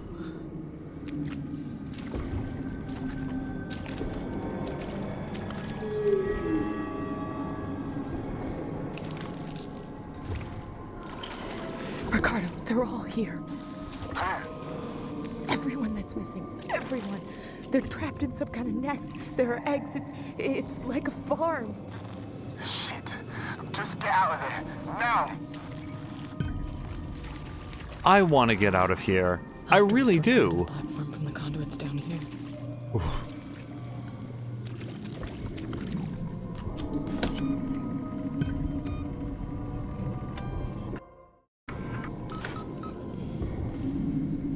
Overload Alpha Core. Oh wait, I passed something. Hold on a second. This seems like a weird decision for anybody to make in this circumstance, but let me just go back here. Oh, flamethrower! Yeah! Alright. And a cabinet in which to hide. So, here's the bad news. I saved it before finding the flamethrower.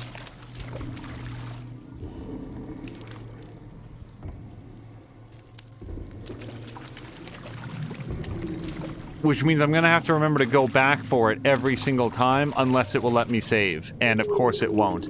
Alright, well, we'll do our best. And there's nothing over here, is that correct?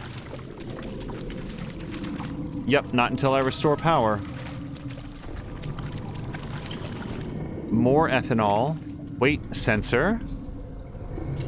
I really should have looked around this room before I saved it. I'm gonna, like, leave this room and then go back in a minute and see if we can save it. Because I don't want to have to go get those things every single time.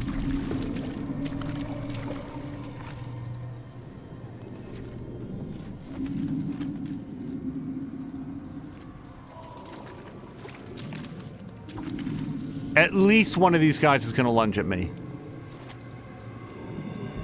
Okay, I'm gonna go see if I can save it. I am the, saviest baby in the world right now.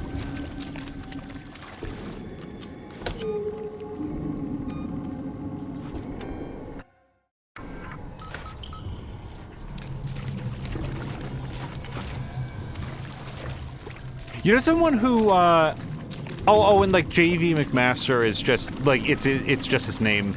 But like, one person that I've actually never heard... Nope, nope, no, no! How do I get the... Go open the door! I do not know where on the weapon wheel the flamethrower is. Ah, shit! Oh, God! Yep. Oh, Christ. Do we get, like, a horrible... Avoid making loud sounds and keep contacts at a distance. You will find survival much easier. Thanks for the tip. Okay, new plan. Keep the flamethrower handy. Is this a better flamethrower? This one looks...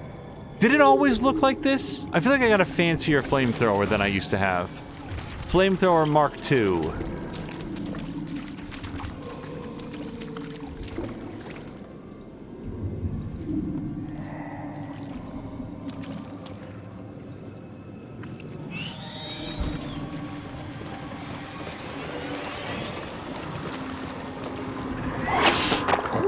What the? It must have come up behind me, or I didn't see it. Oops.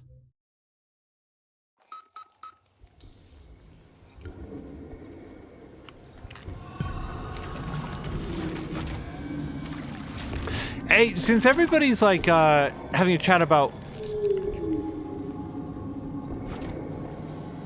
Sorry, I thought I heard something. Books and so forth. Has anybody read Axiom Verge, which is the book done by Lindsay Ellis? Oh, wait. No, go back in there. Yeah, there's no upwards limit on how much fuel I want to have.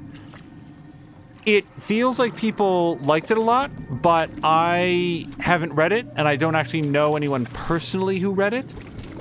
From some of the things that I've seen online, it feels like it might be really inside jokey, but I could be wrong about that.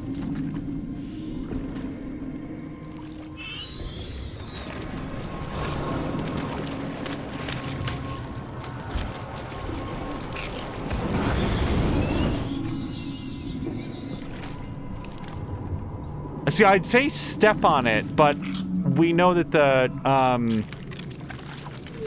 those things' blood, they have the same blood as the xenomorphs, and you don't want to get that on you.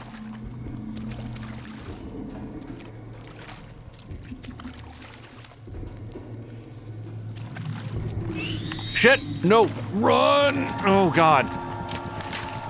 Go! What am I stuck on?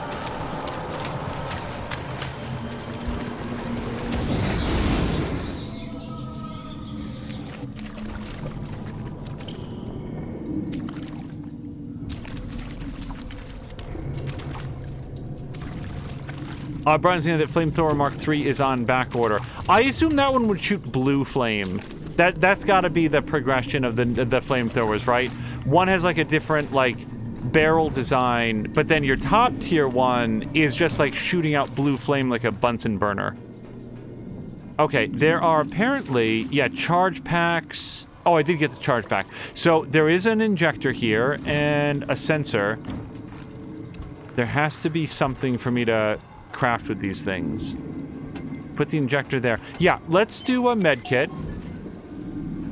And then I can start staging another one.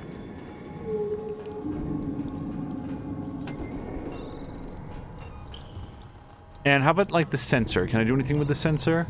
Oops. Molotov. No. EMP mine. Oh, yes. Perfect. All right, we'll put 2 sensors into there. And everything else is good.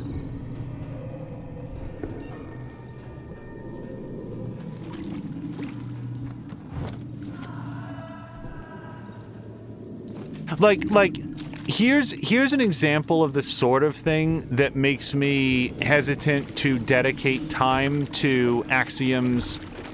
Oh, no, I think I said Axiom Verge. I meant Axiom's End. That's the Lindsay Ellis thing. The Lindsay Ellis book. Here's one of the things that, like, I feel like I've heard a lot about. Apparently, Axiom's End has a lot of, like, Rickroll links in it. So, like, anytime there's, like, a link in there, if you go, it's just Rick Astley doing his, you know, Never Gonna Give You Up. And that's, like, is that funny? In the year 2021? And like, I don't want to like bash on it because I haven't read the book and people have said that it's really good, but when I hear a detail like that, it's like, that doesn't sound funny. It doesn't sound like it's very respectful of my time. I don't know. Did you or did you not hear a facehugger? Now I'm really paranoid about touching this.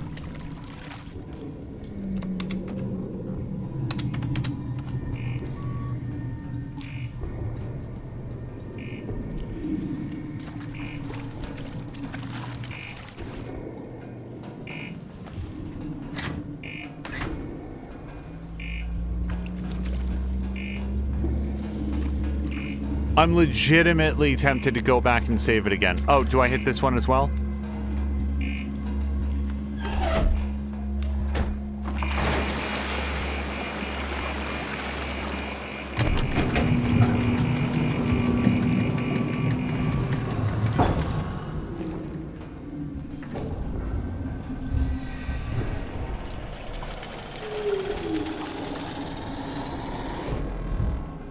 I don't like any of the sounds.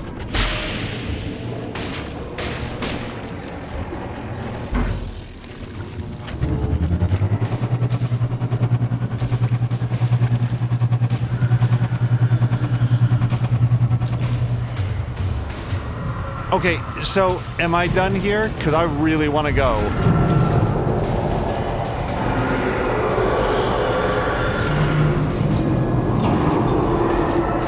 Like, I really don't want to be here right now. Okay, I'm going to check the map. So apparently there's something to my right that I've missed, and yeah, I need to leave this area. What is over here that I've missed, though? What is over here that I've missed, though? Oh, well, among other things, this. Anything else? Ethanol? Proceed to evac. Wouldn't I just love to?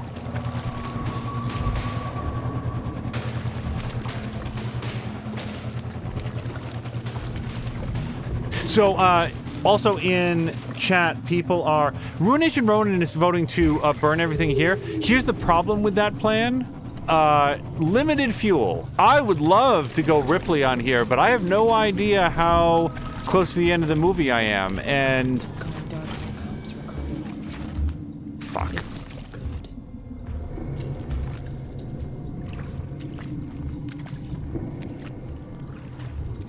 Okay.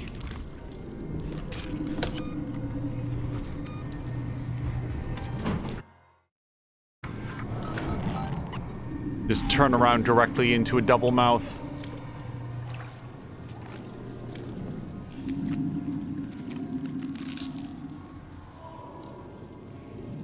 So people were talking in chat about Neil Gaiman. He is a very, very good writer. I have not seen the television series that it's apparently done off of Good Omens. Also, I don't know very much about Sandman or The Sandman. I forget what it's actually, which one is the title. But people have always said really good things about that.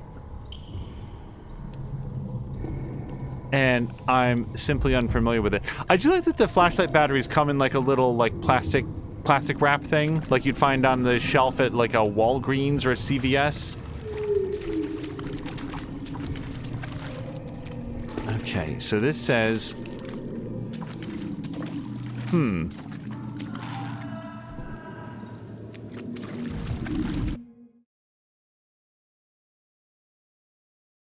Okay, so I need to go this way.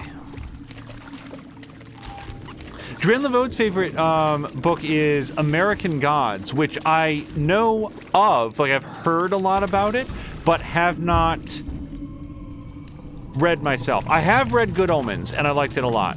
Also, Stardust, wasn't that the name of that? Stardust is a... Well, okay, I was about to say that it's a much better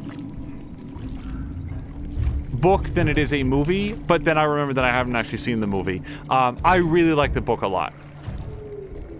Oh, and didn't he do Coraline? Was that a Neil Gaiman thing as well? Was that? Neil Gaiman, rather. He did Coraline, yes? Am I misremembering this? The only reason I ask is that that is the one book of his that I didn't enjoy reading quite so much, mostly because it was clearly aimed at a younger audience. Like that one was a little bit too young for me at the time that I read it. So it was like I liked it thematically, but not like in actuality, I guess. I just checked Noisemaker twice. I don't think there's anything else I can put in. Can I put... Wait. Compound B? Oh, I can put that into something. Okay, that's good. Anything else? I'll tell you what, let's spend one SCJ injector on a pipe bomb. And... Oh, yeah. Christ, look how many of these I've got. I'm gonna put 2 charge packs into an EMP mine. We might be done with robots, but then again, if we've learned anything, the xenomorphs and robots get along real well.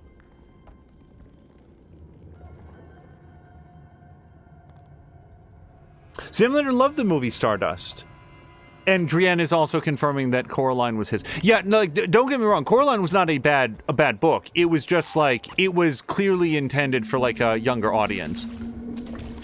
it makes me wonder to have read that, like, how would I think of,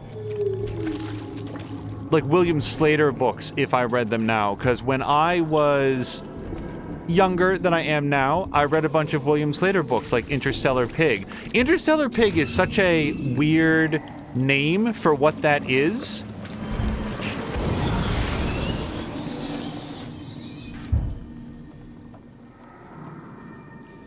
If you have or interact with kids in the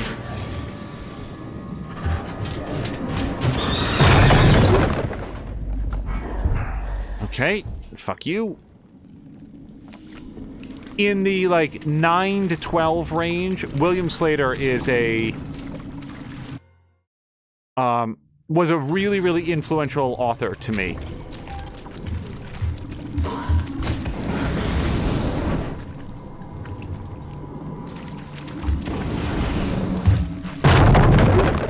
Okay. I can't survive another one of those, so... Shit. Shit.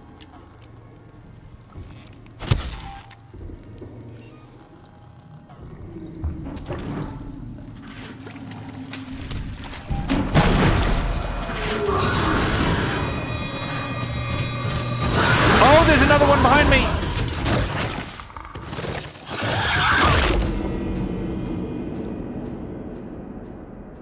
Okay. We need a better plan.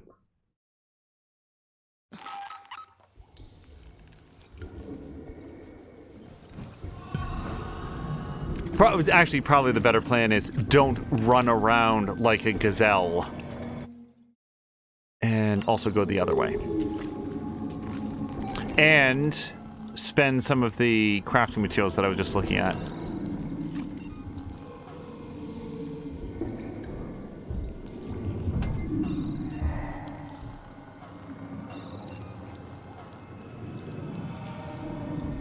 Yeah, apparently we're going to find at least one more charge pack and an SCJ injector in there as well.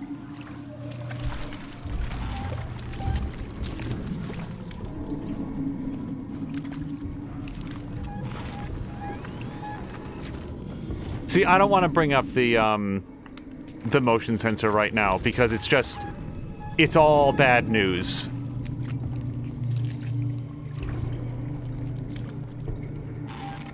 Sam Melander's asking, so what did we learn? So I think what I learned is that it might behoove me to lay down some Molotovs as mines in my wake, especially as there are a great many xenomorphs here.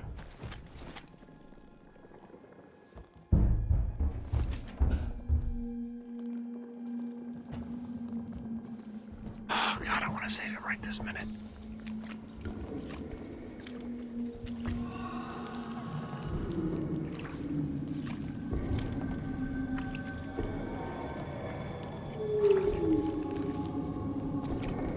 Oh wait, I don't think that I searched this poor soul.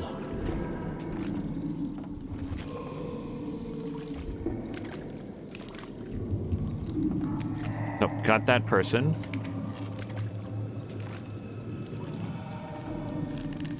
I do notice that none of these people have gaping chest wounds, which means that there's so many more xenomorphs to come.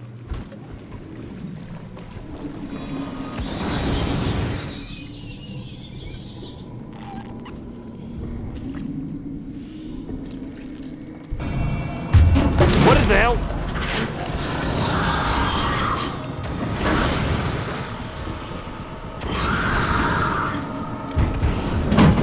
Okay, Molotov. I was thinking about laying down one here anyway. Seems like a good place. Now, does that still go off if it's submerged underwater? I don't know.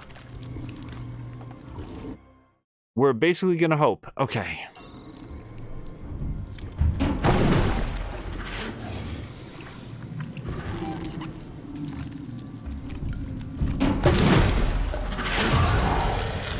Well, sounds like that Molotov did its job.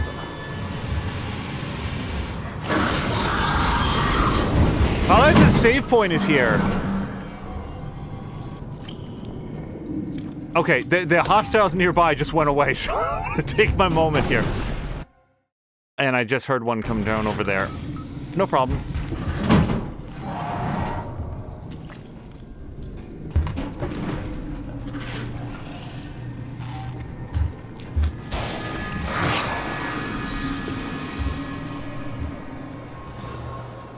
We both see each other. Let's just do what we're gonna do.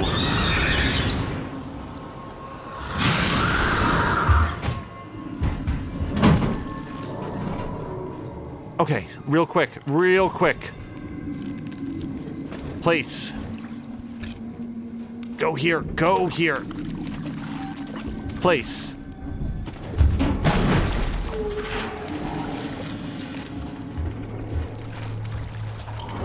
Disengage locking mechanism? Did I do that last time? Why is beta core more complicated?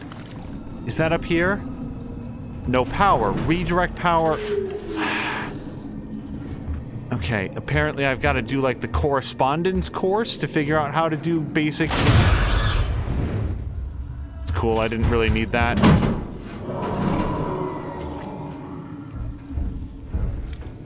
Can I have the one that I put down back, or did this one also explode? A. Okay, where am I trying to go now? Redirect power to the central core. Sure.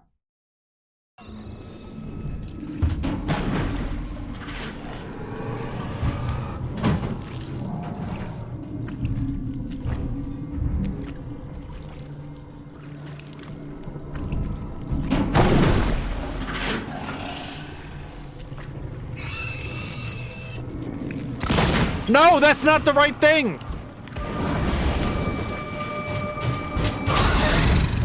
Okay, well, he started it.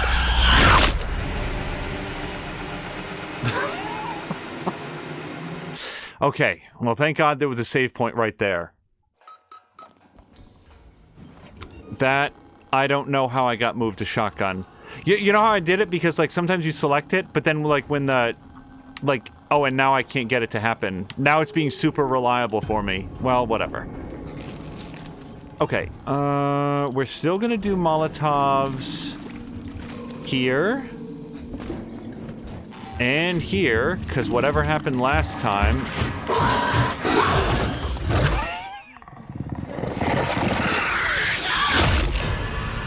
is not guaranteed to happen this time.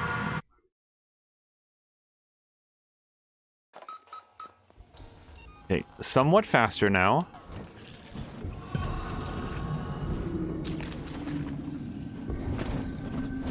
I do want to put the Molotovs slightly apart from one another. I don't want, if one goes off, so does the other automatically. For obvious reasons. Okay, now I'm going to interact with these panels and realize that nothing works.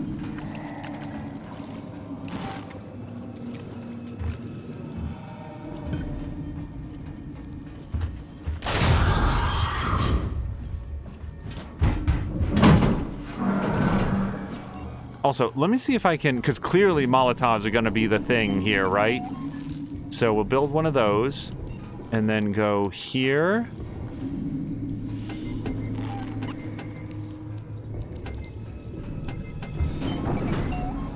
I'd love to get that other Molotov before it goes off, but that may not be a luxury that I've got.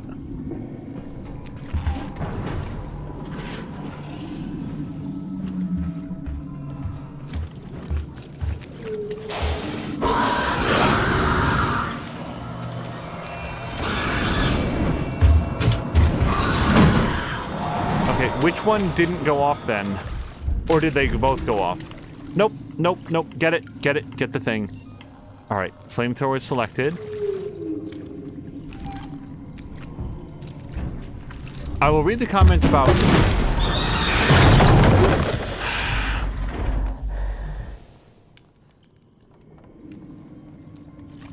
So, one thing I'm definitely feeling right here is... I'm really on a timetable?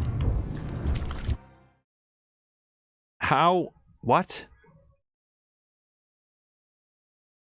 Okay. Hold on a second.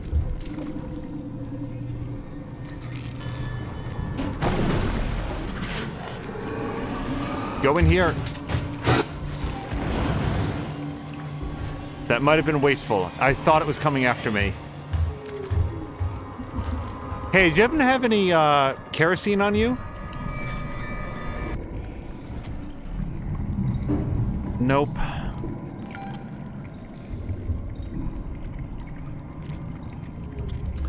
Carolyn is saying, apparently with the BT headset, this sounds like almost mono, no directionality at all. With wired, he can hear sounds from every which direction.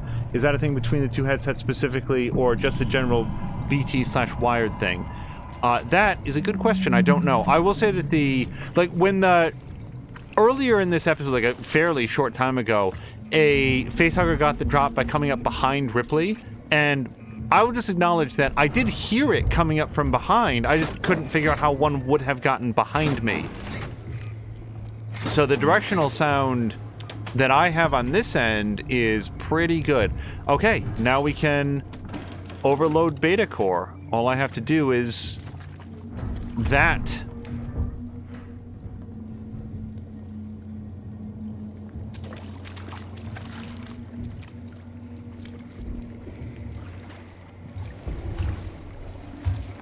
I can't remember if I ever finished my thought about the fact that the one person who's like username I've never heard an explanation for was Mr. Binky, who has been going by Mr. Binky for at least a decade based on when the Jumping the Shark podcast started, and probably well longer than that, but I just don't know the genesis of that particular username. Okay, so they're going to come, and when they do...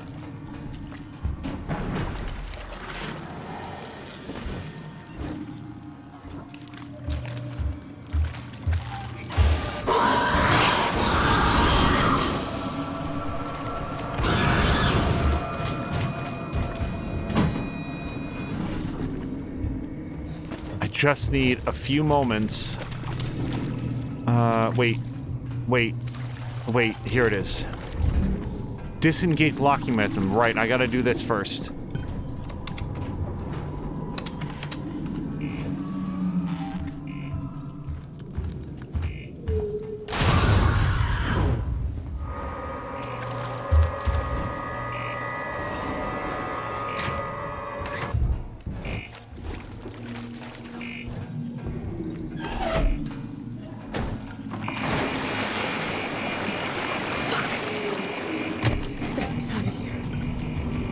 Return to central reactor. I want to do that. How am I supposed to get there? I heard at least... Uh-oh.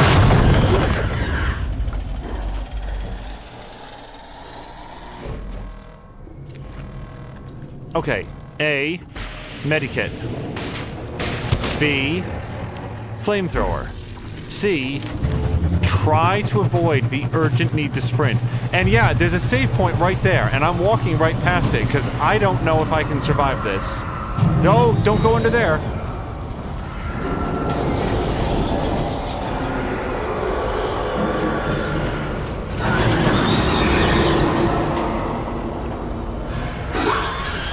Come on, man, get... What? I was out of flamethrower fuel. Oh, I didn't reload.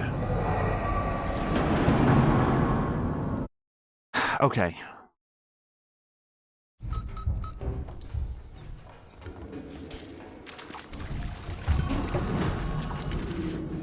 Let's hit this. No power. Overload beta core. Okay, so if I can get to the...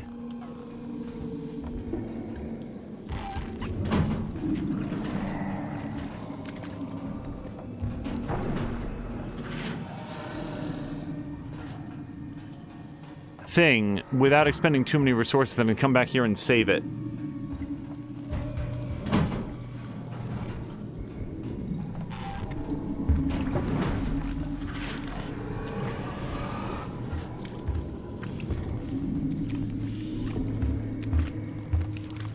Get in here. Get in the hole. Get in the hole. Okay. Teflon is saying that it was specifically this section of the game that made him extremely tense, and I know right where he's coming from. Okay.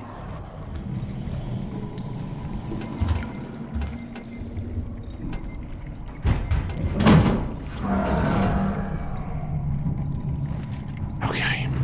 Was there any more scrap in here? Yes, there was. Okay.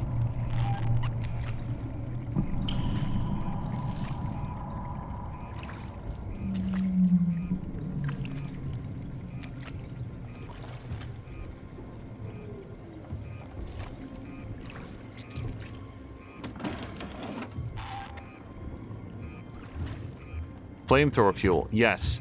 Also, I should probably take this moment to reload the flamethrower so that we don't have another section like that. I've got, yeah, because we can have up to 500, so I guess we'll just get it completely tough. Yeah, this is a different flamethrower. Because the last one had a different reload animation where it had like a whole canister that would get unscrewed. That's neat. That's neat that they have two different flamethrower models in the game.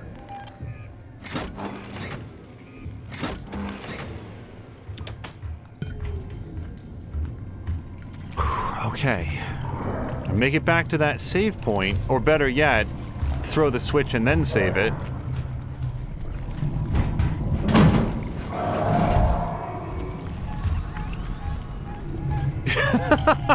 I like that the motion tracker at this point in the game is just like, it might as well just be flashing, you're fucked. I want to stand up so much. I want to stand up so much.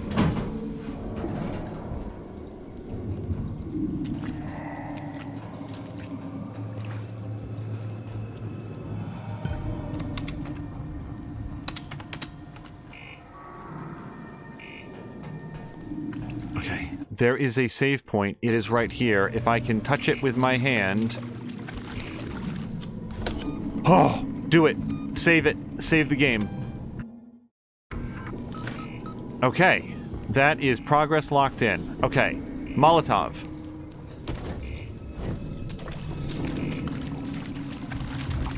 Molotov. Okay, do not sprint. Get out the flamethrower. Hit the thing. Hit the other thing.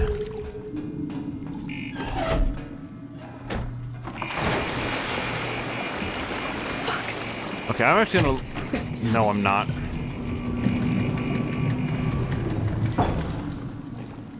I put the bombs down so that just in case one comes while I can't respond to it, the response will still be forthcoming. Okay, so... Now I just run. I mean, not actually run. Hurry in a determined fashion.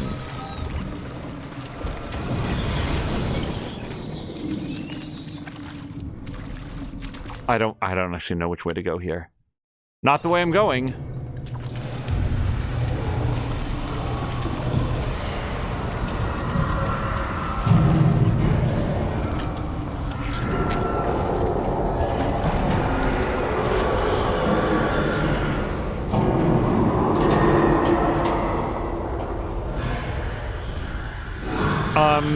Where the hell am I? Not in the right place.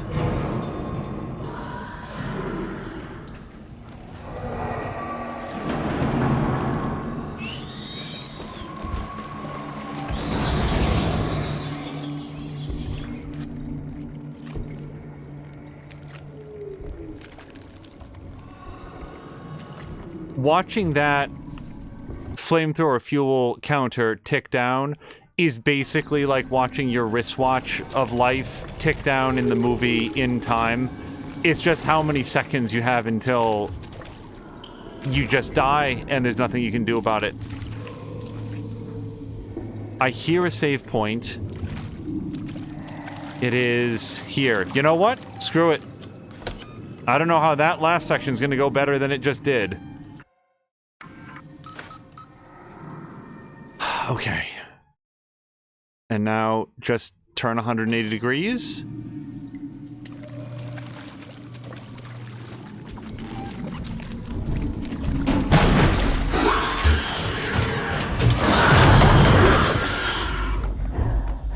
Okay, well, we'll agree to disagree then.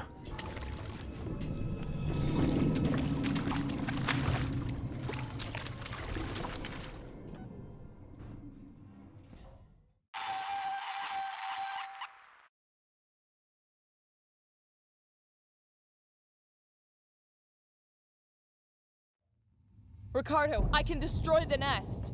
Ripley, you've put yourself in enough danger today.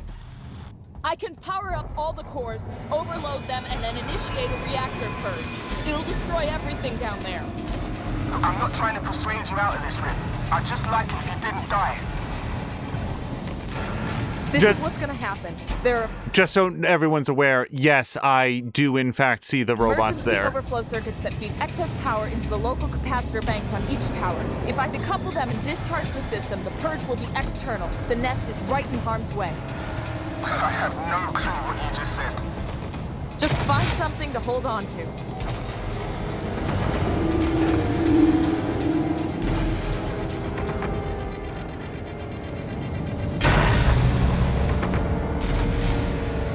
Okay, well, we'll do it live.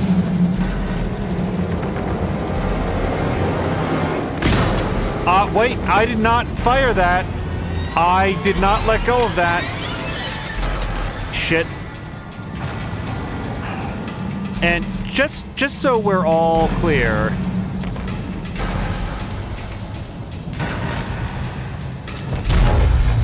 Yeah, no, that doesn't work anymore. Okay, cool.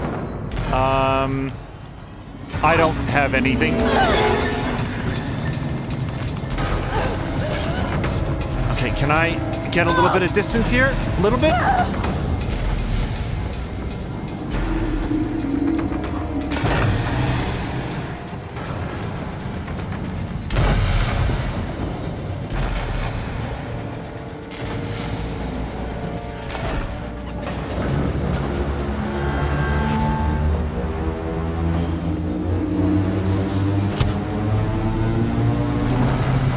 Sorry, I need to try to get some sense of... Wait, where? Here?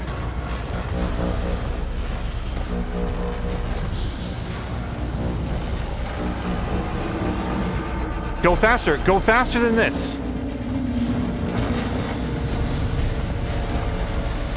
Okay. So apparently this is the next thing.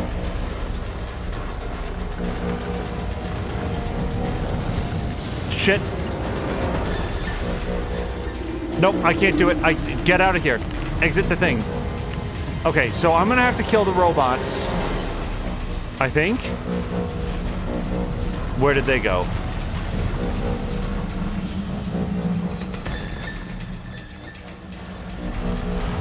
Okay. So I did have some time, but not enough. Not enough to do that thing. Also, where is my bolt gun? There we go. What the fuck?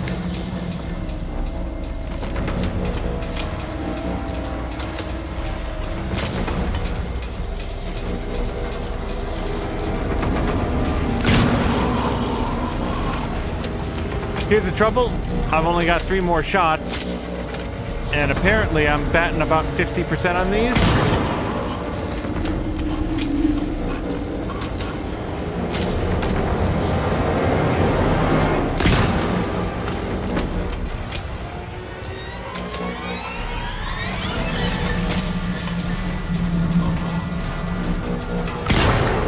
Okay.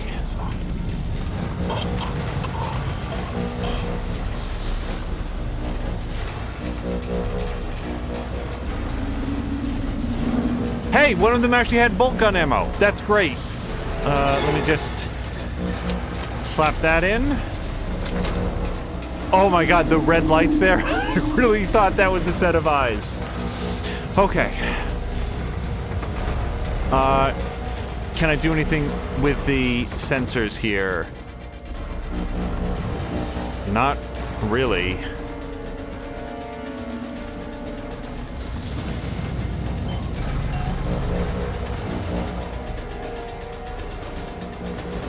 So I know this is a fraught moment, but it's going to be ever so much more fraught if I don't have the materials that I need to stay alive. Okay.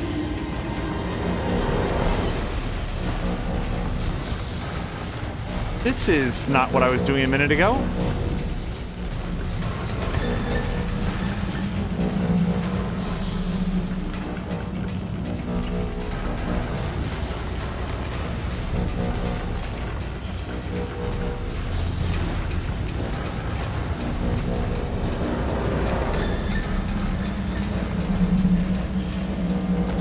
Okay, I need to know where Alpha Core is. Over here?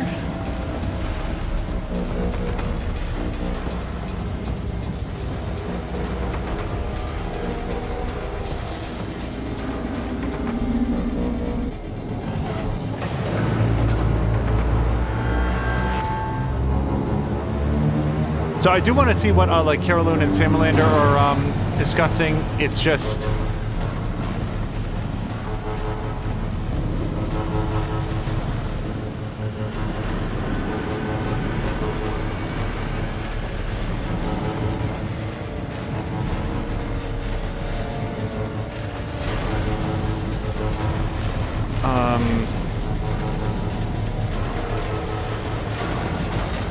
This is rather like living above a munitions range right now. There's a lot of sensory overload happening.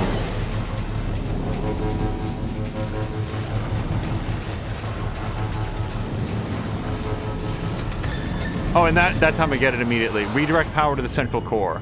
Sure.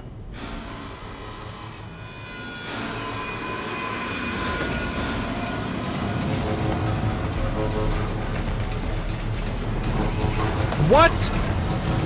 Oh, the second shift came on duty. Okay. Okay. No, well, I'll just run then.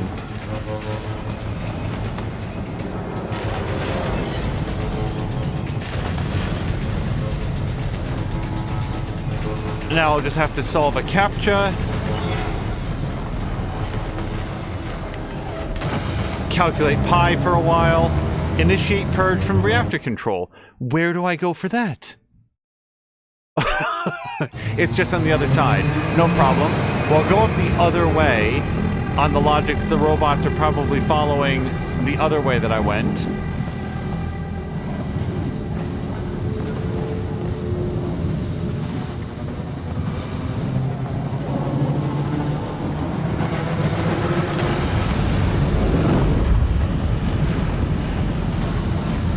Okay, God be the right way. Please, yes?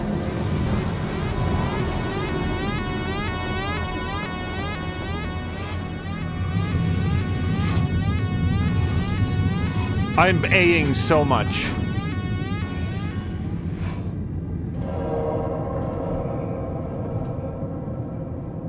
Climb? Did you say, like, capture, like, the one we have to select the pictures? Yes. Select all the squares that have a train in them. And, of course, there's going to be, like, 8 pixels of the train on one square, and you're not sure whether or not to select that one. Also, it's going to be a picture of Thomas the tank engine. And does that qualify as a train, or is it a toy? Sentient creature.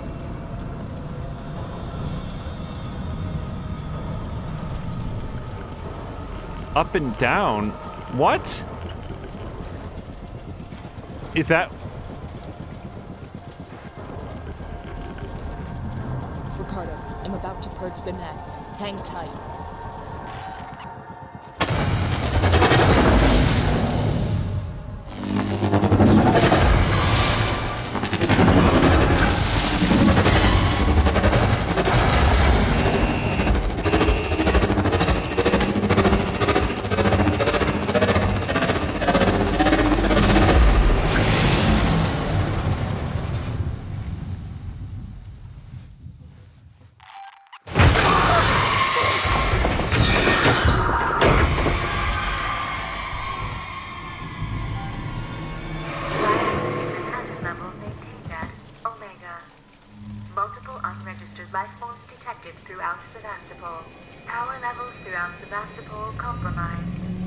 Some on the station. Shit. I'm sorry, Ricardo. Just get back to the Marshal Bureau, Rip. Please.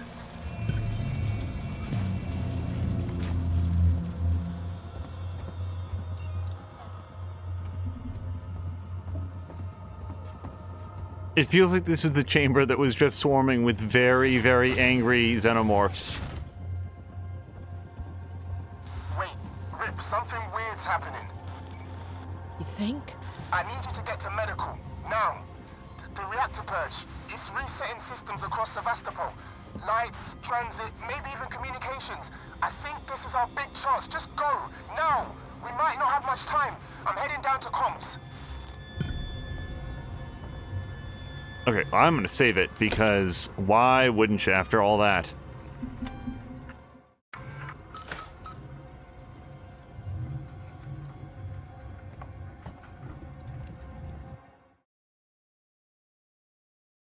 Get to the engineering transit station. Well, I assume that's this. That was the answer earlier when I wasn't sure what it intended. That's the SciMed tower. SciMed that is where we're going, though, right? He just said to the med station.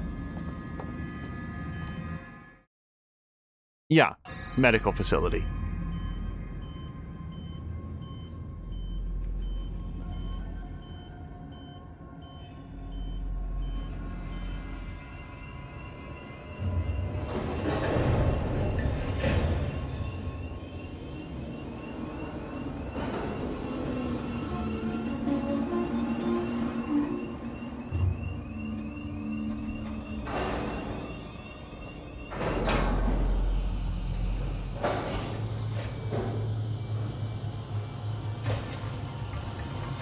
This car for Sevastopol Science and Medical Tower.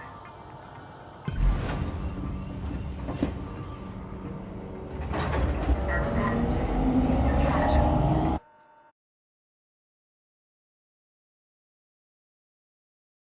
So at the risk of inviting too much information, we might get some dialogue here, but it is saving right now.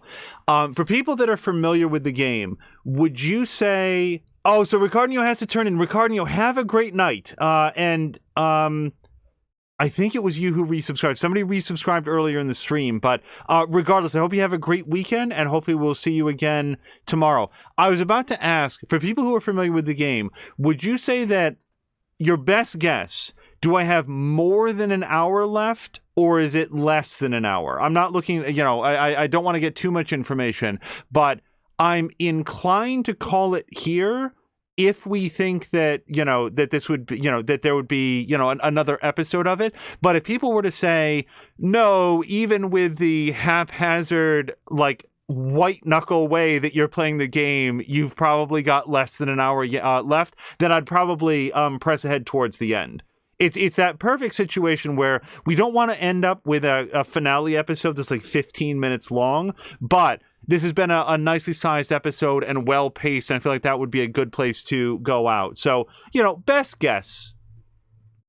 I would court opinions, because I do feel like we're in the home stretch, and if this is going to be a Super Metroid style sprint to end credits, then I'd be inclined to see it out. But otherwise, if it's going to be no, you got some story beats left, that might be an opportunity too. So Dr. Teflon is saying that he thinks that there's one more episode. So yeah, we're going to call it here. And that's not for a lack of enthusiasm. It's more if this is a tough game. It's very tense. And one thing that I found in playing it is that if I hit a frustration point, my ability to engage with it drops to 0 for a short time, and then when I come back on the next episode, I'm sort of refreshed and able to sort of re-engage with it. So let's not push it too far. This has been a very, very fun episode, and double plus yes to whoever it was who said earlier, and I regret missing the name, that the atmospherics, the effects, the Foley work, and the sort of the just the atmosphere in this game is so well done. That reactor core sequence not only was deafening in the earphones, but it just looked amazing. These blasts of energy and water. It was pulsing the water in the air up against the windows. It just looks and sounds phenomenal. I'm so impressed with how well they've put this together. Before we go, let me just take a quick roll back in stream, because there were some comments, and it was very difficult to both survive and engage socially at the same time.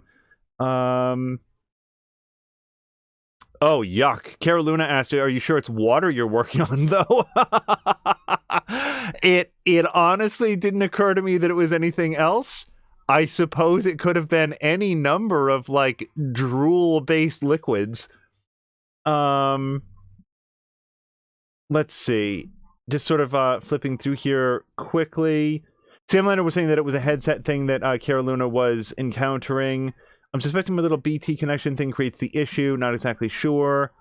And that was when Dr. Teflon said, remember when this game made me cry out of anxiety? It was this part. Yeah, it is. One thing this game does really, really well is giving you that feeling that you got when watching the Marines delve into the colony in Aliens, where any part of that wall texture could be a xenomorph waiting. I will say one thing that is, it's not surprising to me, but in my head, I always felt like the aliens spent a lot of time crawling on all fours, that it was both fast and efficient for them, and the xenomorphs in this game tend to walk around on their hind legs. There's different models or breeds of xenomorph, so it's not a complaint, it's just something that I noticed. Let's see, just taking a quick look through. That was when we got to capture. Cara Luna said, if you want distance, you're playing the wrong game. Yeah, the androids really don't believe in social distancing. They want to get right up close and personal all the time, as do the facehuggers. Patikin was voting to find all the facehuggers, which might be a... what's it called? It could be an achievement. This game does have Steam achievements, and a few have popped up, but... no. the facehuggers can stay right where they are, and we will agree to keep to ourselves. Draw a line down the center of the bedroom, and you stay on your side, facehuggers.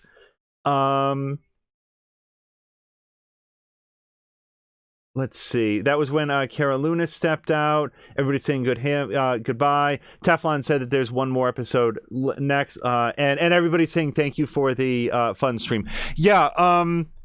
It will be an interesting summation for this game at the end during the end credits, because I have so many very, very positive things to say, and a couple things that I think could have been done better, but we won't spoil that here, and people who've been watching along probably know that anyway. On our way out, I do want to say a couple things. First of all, and we said this before in like a previous stream, but welcome back to Tashir. Tashir was off mic for a bit, dealing with a medical issue. That medical issue has been, my understanding is, thoroughly dealt with. He got a chance to do some more Cyberpunk on Friday, which was his streamiversary, his anniversary of having joined Twitch. I did not get to see any of that. I want to go back and watch the VOD, but it was a real rough week at work. As I say that, I haven't lost my job. Nobody's dead. Nobody got COVID. It's just regular work stress stuff. Stress is stress, but also I think the events of 2020 and then maybe January 6th, 2021 have recalibrated our definition of stress. So yeah, work sucked. It's just sort of an explanation that I didn't get to watch near as much of the streamiversary as I'd wanted to. What I did get to do was see a whole bunch of Division Force today, where Tashir, Azaric, Patikin, and Ink all got to play a whole bunch of Division together. And I think we were talking about this to share a little bit before you came in this evening, but that was a lot of fun to watch. And I'm very much looking forward to tomorrow's episode as well. Also, for just fans of the channel, look out for, whether it's early tomorrow morning or possibly even later tonight, I might do a fake episode of Red Dead Redemption 2, where what I would be doing is reloading old missions, just because we're trying to stabilize the stream and make it run better, and also not have it randomly disconnect as it was doing during one episode. So if you see that go live, there might not even be mic, because we might have to do some live consultation here, and it only misbehaves when it's live on stream. It only freaks out and gives us a bad frame rate and stuff when the stream is live. There appears to be no way to simulate it, and that's frustrating because we don't want to go live with nothing, but also do want to fix the issues. So that might be coming up. Feel free to disregard if you see that. Now let's go find somebody fun to read. But I can't stop without saying Also, I haven't done an adequate job of calling out Drienne's ongoing Friday night streams of Horizon Zero Dawn. Got a chance to see some of that, some more of that yesterday. And I believe, and Drienne, you might have to correct me, but I believe that Drienne has pushed up into the Frozen Wild section of it, which is the DLC pack, mostly because I did not recognize the characters or the setting. Now, I might be wrong because it's been a bit since I've played it, but one thing about Horizon Zero Dawn is that the characters and the locations in the game are so clearly defined, they're so individualized that to look on screen and like to not recognize the person that's talking, I might not remember, but it looked to me like, oh, this might be Frozen Wild stuff, and I've never played that content, so I didn't want to. Okay, so Drienne is saying that they may not have. I don't know. I really don't, because I've played and completed Horizon Zero Dawn before the DLC came back and never went back to revisit it. It's something that I would intend to do that on the PC version. Drienne was pursuing main plot. I couldn't tell if it was Frozen Wilds or not. Either way, it's all sort of like sewn in my understanding is a sort of a very organic way, and it complements the main story very nicely.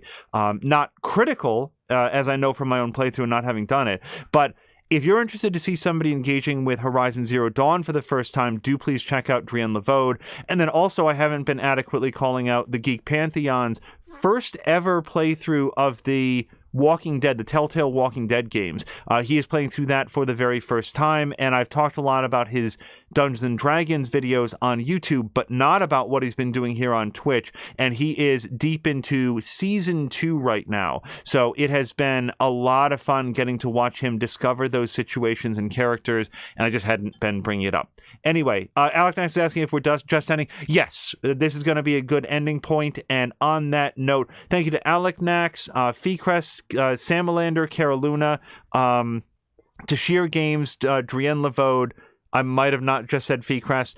Ricardnio was here earlier. If we could scroll back far enough, somebody had resubscribed, and I think it was Ricardnio. But again, thank you very, very much for all the fun times. This was a great episode. And what's interesting about Alien, most games make, I didn't mean to get too deep into this right now, but a lot of games make a very positive first impression, and then you sort of see how that impression holds up over the long run. Alien made a good first impression, and then I took some issues with it in the middle parts, and now the further that we've gone into it, the more I've been enjoying it. I feel like that the game mechanics and the design of it have gotten sharper and clearer and better communicated as we've gone. But again, maybe that's just my growing familiarity with it. In any event, let's go find somebody fun to raid. We will see you guys as early as tomorrow. And if not tomorrow, then hopefully on Monday for some more fun streaming stuff. Until next time, you guys, thank you so much. And I hope you have a great night.